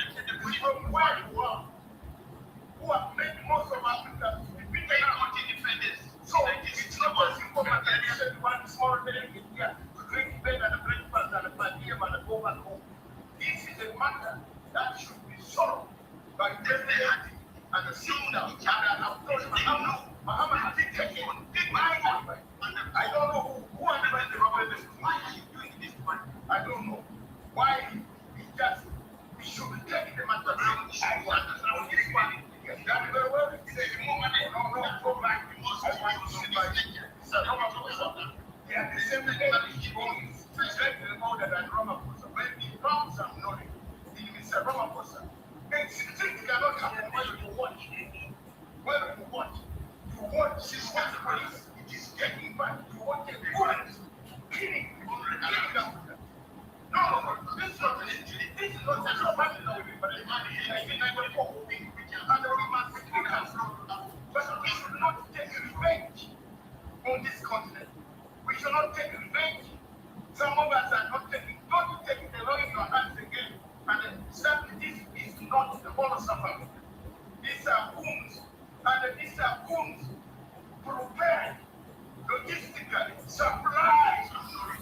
It is by you should not fly anywhere. Not when you see someone and the Mutana here in Lagos killing. See out there, deported. No, deported. These are wounds that they are done. They are grieving. They are most from his fight. This fight is the one killing. Dr. Masanga, I am evident. Dr. Masanga, I mean, those are stronger evidences, but on words rather. Bro, if we don't talk about it strongly, we are dead. Okay. You know, people are going to pick up arms to kill some African fools. You are killing Somali, or people they find in Somali. The Somali find the South African. Where we have the okay. Okay. We'll go to a quick break. When we come back, my question will fall around the opportunity for the African Union to show itself. But let's take this break. We'll be right back. Stay with us. Welcome back. Thanks for staying with us here at Breakfast Central. We're taking a look at the recent situation in South Africa. Our guest is Dr. Masanga, who joins us. Definitely looking at this recent issue. You may not have seen the video, but if you came across that video, it's quite sad to see how the Nigerian was unaligned, especially by the police in South Africa. The reports did come out that he wasn't unaligned in that manner. Rather, he was arrested, and in the process, he wasn't feeling too well. But video footage did surface online. Let's bring you back, Dr. Masanga, to look at this. Isn't this an opportunity for the African Union to show its strength by calling off a convening an emergency meeting, calling all heads of states to sit down and deal with this devilish issue once and for all? But what we hear or see, there seems to be complete silence. My brother, African Union is dead. You know the one? D-E-A-D. The head of political peace and security commission is a Yoruba man called Ambassador Bakoli. Useless. Very useless man. Very useless. I don't know why Nigeria would start useless people to destroy our organization. He cannot call even half a meeting between a cat and a rat. You don't know. This is a man who should have followed, who should canvass the whole Africa. Talk like a Mazan. Go to Nigeria. Talk. Go to South Africa. Tell them what are you doing. He sits in the office. He's from Nigeria, though. Don't tell me from Uganda. If we want to be Mazan.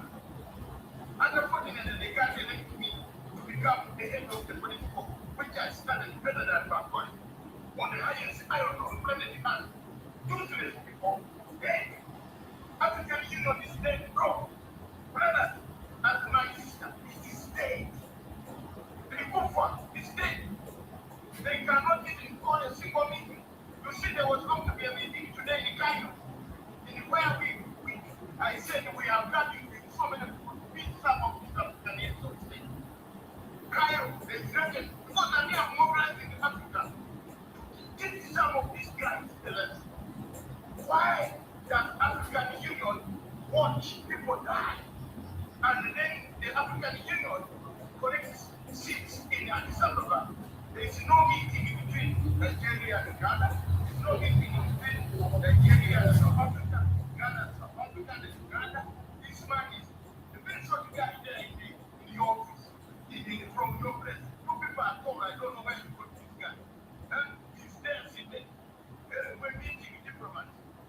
you want white guys you were elected to go and service politics and security and the peace in Africa.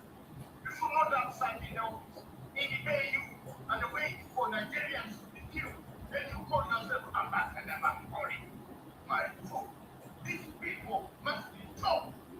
You see, previously you are talking about someone who set up an office. Here, President, what is this in Africa, sure? And then you collected money for years, and now you are saying you're looking for this double standard in Africa. If we are to go for us and some of us have done our best.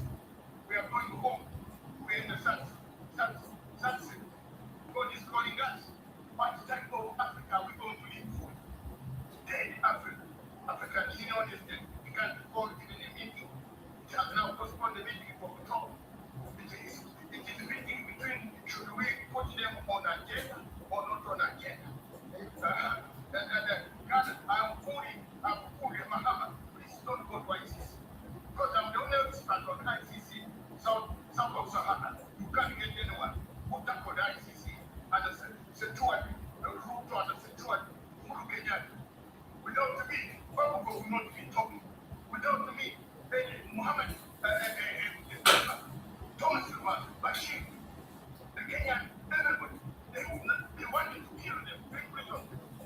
And I guess I think the ICC, not because the ICC is a name, the state is just an American organization. So, one thing that I want to say to African Union needs to change the name to Organization of African Unity. We should go back to original organization that used to help African brother, sister, and brother. It is dead. They correct honorary allowance. And unfortunately, the money ending in the political wing, which would have flown to South Africa, is from Nigeria.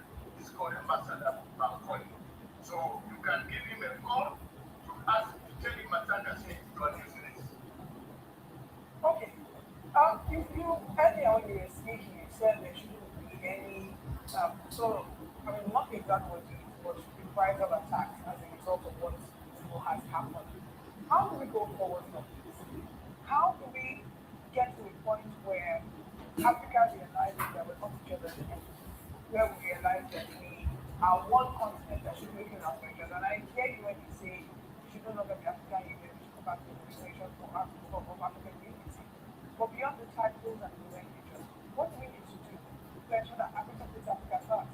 And we don't keep saying stories like this as we. Africa never put itself first. Africa puts itself by looking at America. What has America done? If you look at what Nigeria is spending money to go down, walk around issues and some of things in the US, it is more money. That's what we build more studios of this next year. And we talk about that. They spend money giving fake guys.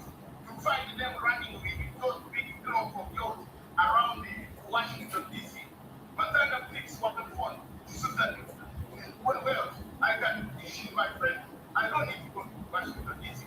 I don't need, even if they get me, I don't need a visa to go to Washington, D.C. Africa needs to start talking about itself first. And it is very difficult for Africa to start talking about itself. Let me ask you, my sister, one question. Gaddafi died. Show me one road named in Lagos, Gaddafi Road. Is there a road named Gaddafi Road? Lagos? Is there a name? Is there a building named Gaddafi? Gaddafi died. He was telling them, the French were coming to kill me. I don't have weapons of mass destruction. No African leader today follow the Sarkozy except in his mouth. Until I put Sarkozy who said he cannot go to jail. I said, no, you have energy to go to jail. I went to Paris in a court. And for the first time stood on the French side. And I said, look, this man has an energy to subset. He's strong and right to the United Nations Security Council. That is Gaddafi and weapons of mass destruction. Yet he had stolen his man. And this man has been found guilty. African leaders have no cooperation at all. That's why you see the Tinubu look The South African Prime Minister, they use this man. Why has he come to my country? You see, if they had known each other, if they know the biggest fund and the court, the president Ramaphosa, why are you doing this money? Why? What's going on? That could cool down the temperature. But none of them, Africa, don't discuss even one thing. Today, Africa that used to discuss one thing was the Africa of ours. When we grew up, 1950 something, 60, 61, the Africa 65, things were moving.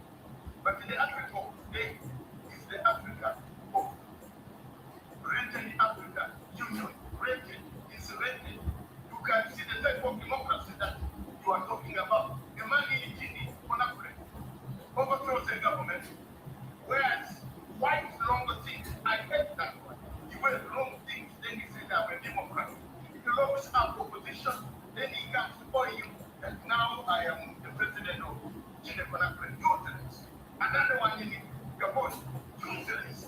And the group, this is not the African Union, where we used to put sanctions on Baba.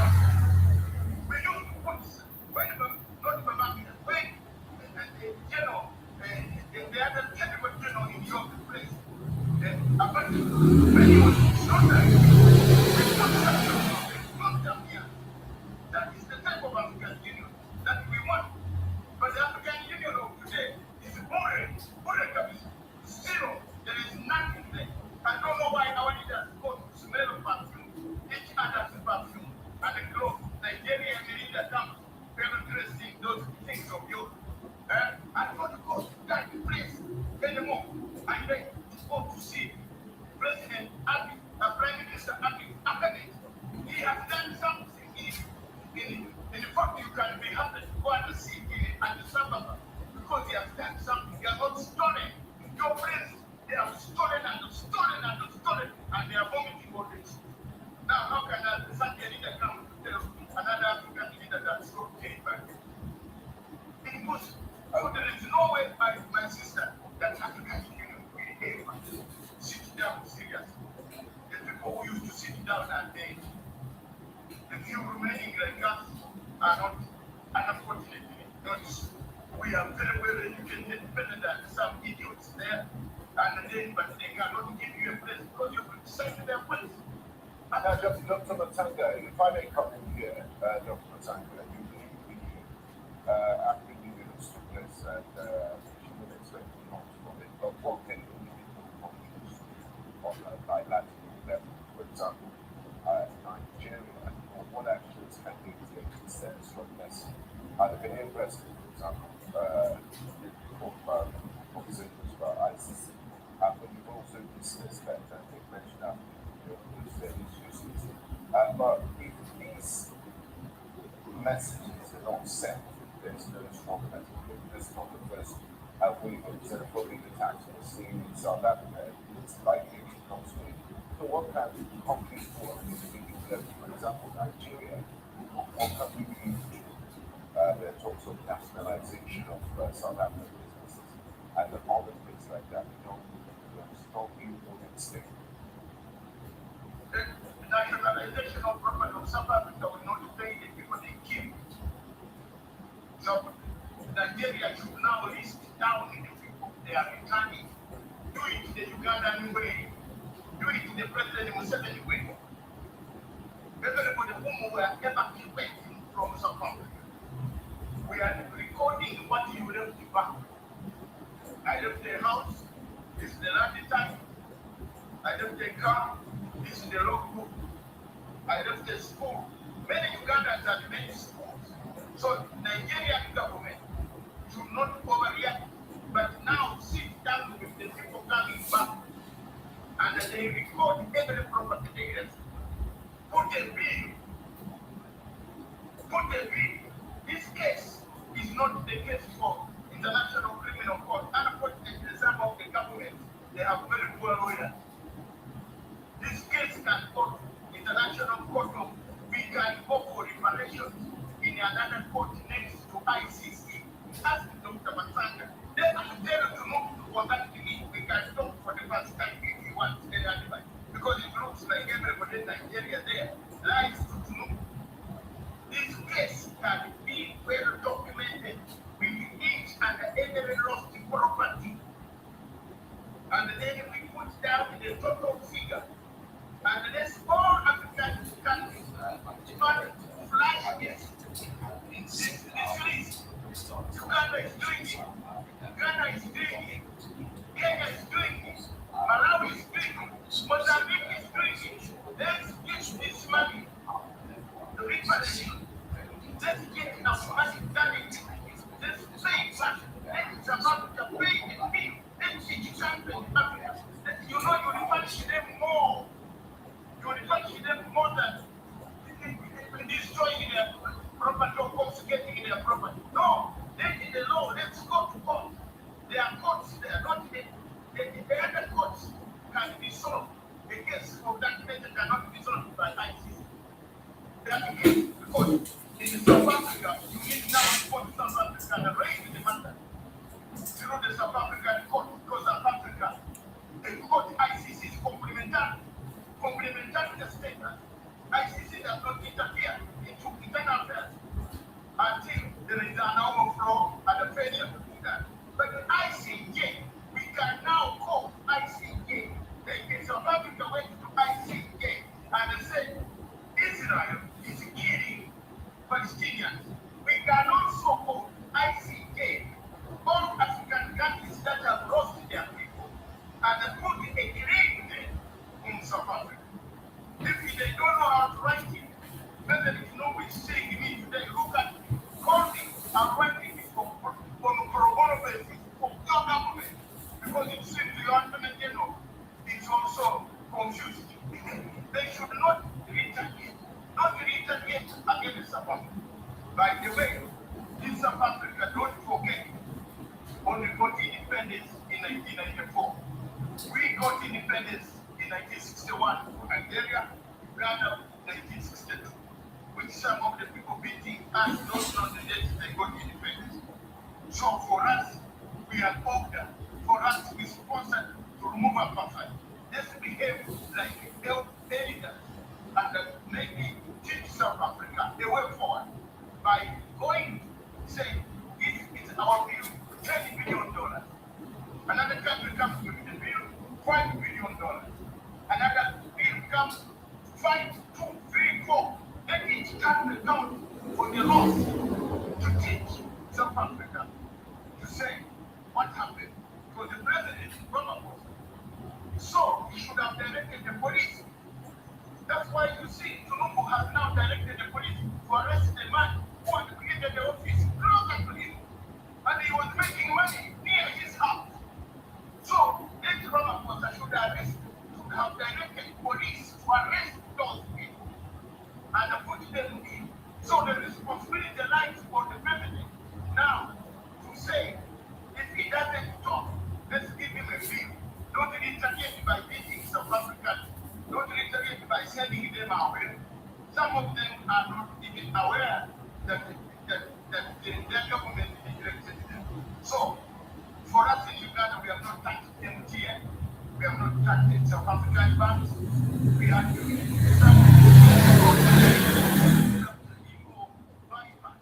We want a political ego bypass to reach South Africa, punish it legally required. Give us the money. Our people need the money. Give us the money. We want that money. We want our property. Nigeria was 4,000 people were displaced from South Africa. Can you compensate? How much will you compensate? Okay. Okay, I mean, before we come back to you to wrap this conversation up, our editor-in-chief, managing director, Simon Ekpa, he had a sit-down with the Minister of International Relations, South Africa. They were not able to meet with the president, but of course, they had this conversation with them. We just want to put that out there for our viewers to see. Very detailed, very incisive, very timely, especially with this conversation we're having this morning. When we come back, we'll have to take just one more reaction from you. Let's take a look. There has been individuals that were arrested, and unfortunately, when such things do happen, it doesn't gain the same because as you see the videos, they fly across, but there are investigations. As a constitutional democracy, the police still have to investigate, they have to effect arrest on the basis of evidence, and in certain situations they've done so on the spot. So there has been arrests and it's ongoing, so they are ongoing through our criminal justice.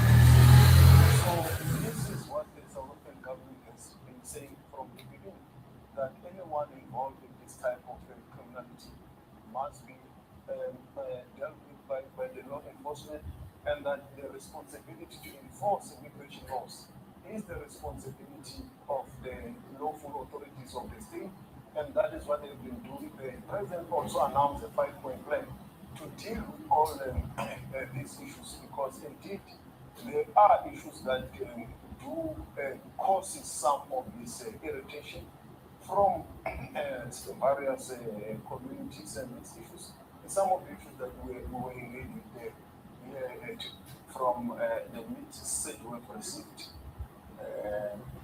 with the Minister of State here, is that the President was no longer available, but he has delegated him to receive the message, and he will deliver the message of President Ramaphosa to his brother, President Tinubu.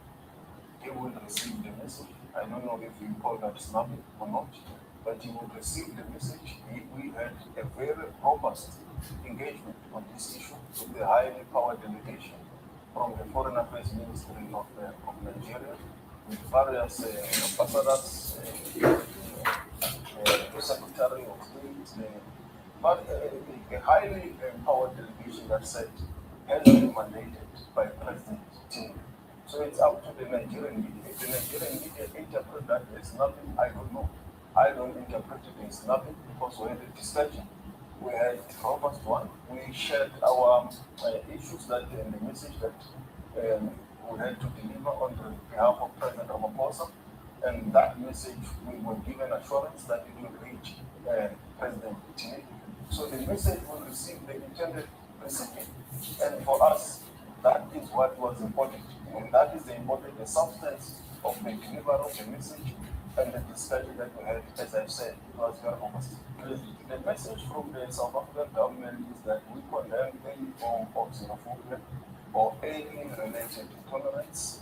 We condemn any killing of any Nigerian national or any national from the African continent or from South Africa in that matter. And we have also conveyed our condolences where there has been untimely deaths as on behalf of the South African government. And we have also conveyed that in South Africa, immigration laws, according to our law, must be enforced by the law enforcement officials and not individuals. We have also conveyed the issues that are an irritation to the South African public, which are concerns, which leads to sometimes this type of violence. And we have also stated that this is not justification at all. One of those issues was the inauguration of the Igbo in Bukombo in Eastern Cape, the hijacking of buildings by some of the Nigerian nationals, and including putting areas, communities, and make them no-go areas, even for South Africans. And such community happens to exist in China, or what we call Pretoria, in Sunnyside, where there is a community, and there is also another community in Hebrew, in Johannesburg. Allegations, or did you find something?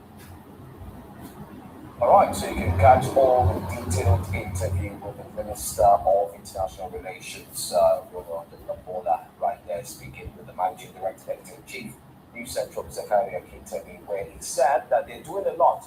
So let me throw it back to you, Mr. Nasangi, as we wrap up the conversation. Is that footage, that interview, he did say that they're also doing a lot. They are arresting those who are responsible for the murder and the negative news and actions that we do see.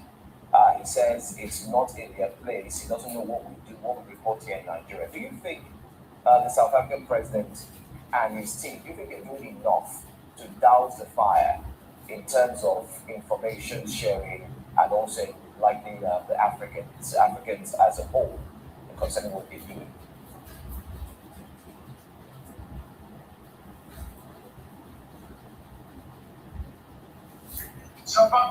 intelligence system, if I were the director, should be alert now. Sister and the brothers, South Africa has been infiltrated. It has been infiltrated by several agencies. George Soros, through the Israelis, they have been infiltrated through Zuma. You see, this is raw intelligence that you can get. I am a member of Chatham House, a member of International Institute of Strategic Studies. You can't tell me you know anything beyond that. Those are agencies that know. There is infiltration supplied through NGO of Jacob Zuma's base of Natal, KwaZulu Natal. The guy that you see wearing those things is Jacob Zuma's factory. They have been paid, well paid, to disrupt South Africa. It's a Ramaphosa to get South Africa back working, get Zuma. Zuma betrayed us. Gaddafi died.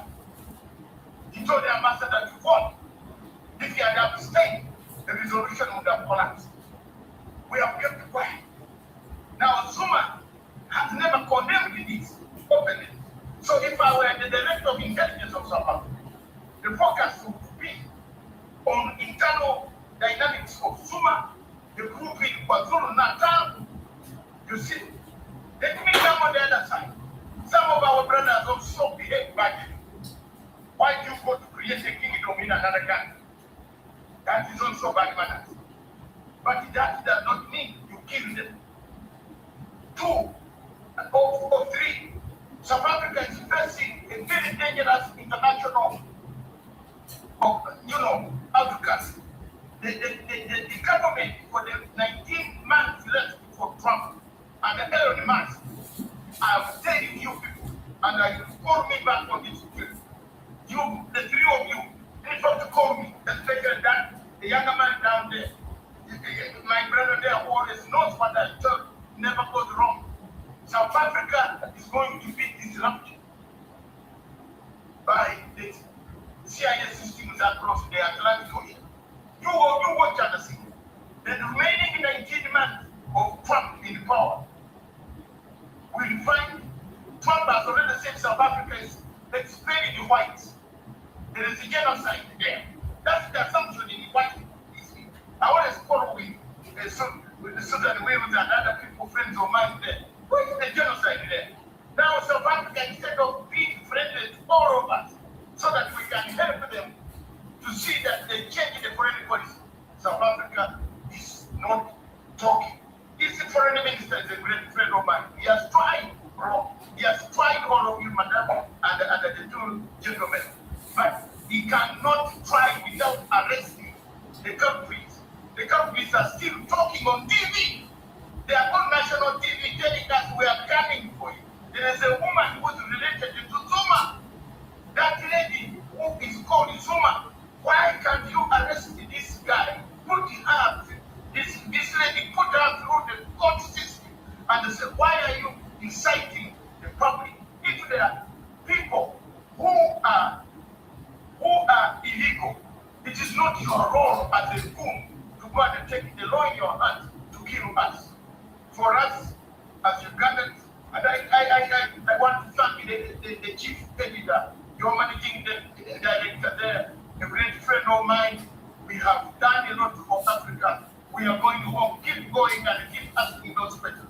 I wish one of these days he calls me asking questions. That program will be very robust because we talk the truth. Things are not good.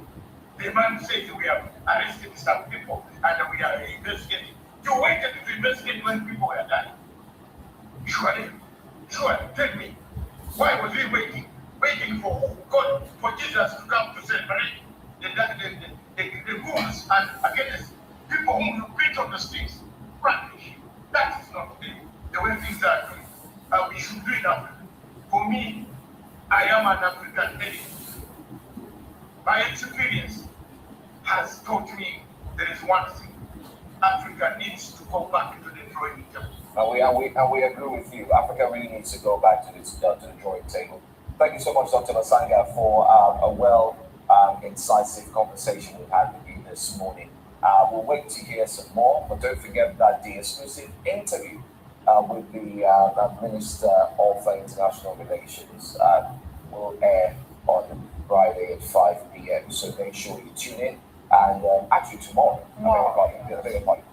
at 5 p.m. Actually tune in and don't listen to Dr. Asanga. We'd like to hear your thoughts tomorrow on Wednesday when you get to watch it and you have your say as well. Thank you very much. Something very interesting. Yes. So tune in at 5 p.m. West African time tomorrow. This video of a kid prostitute. Thank you. Thank you for your time. We have to run. Thank you so much.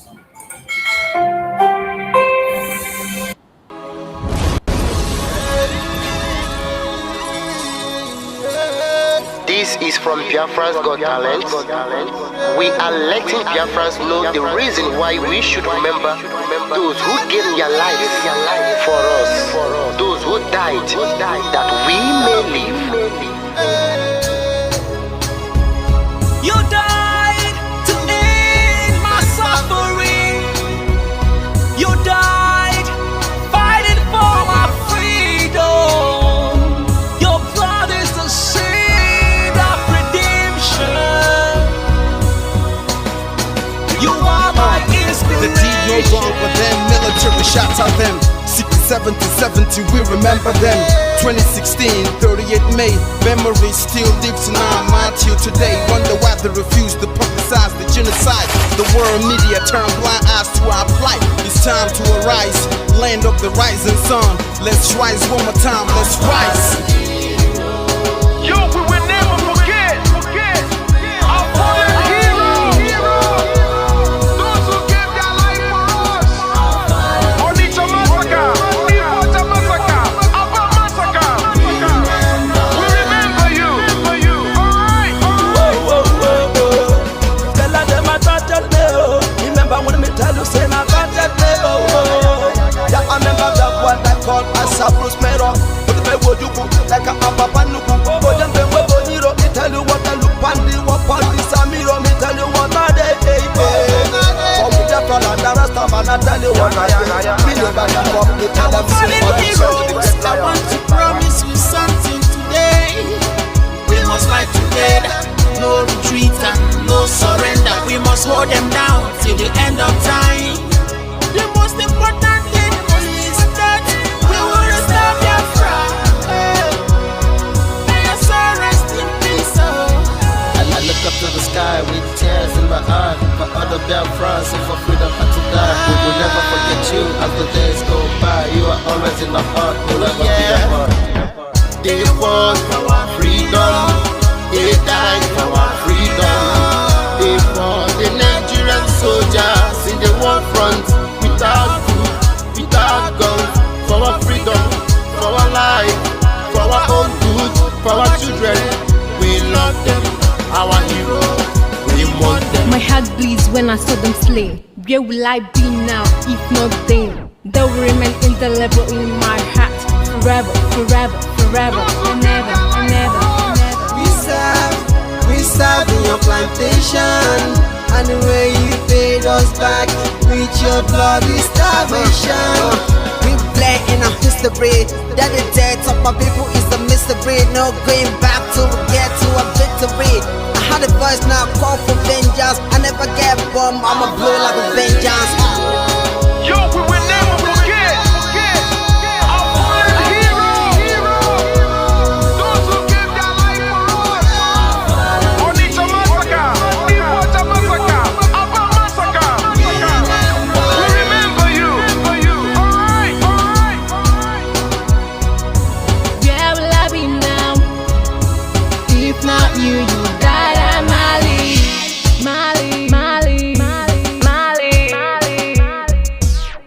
They were starved to death because of our freedom, and they paid the debt for our freedom. Flag high for those that died in the genocide, fighting for you and I.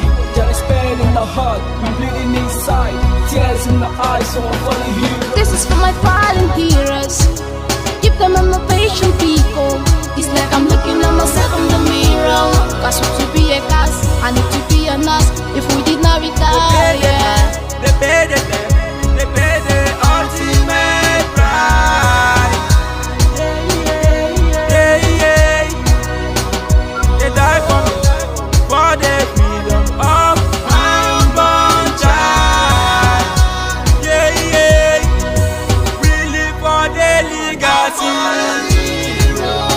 Yo, we will never forget our fallen hero.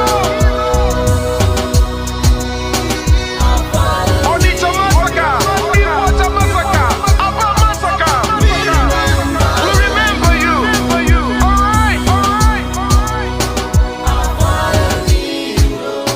Yo, we will never forget our fallen hero.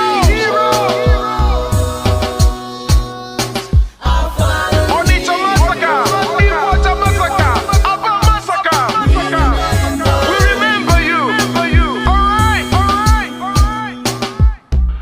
Yeah, put the flag in the air. Never be afraid. March on, cause we are more than conquerors. Yeah, you know what it is. It's like I'm looking at myself in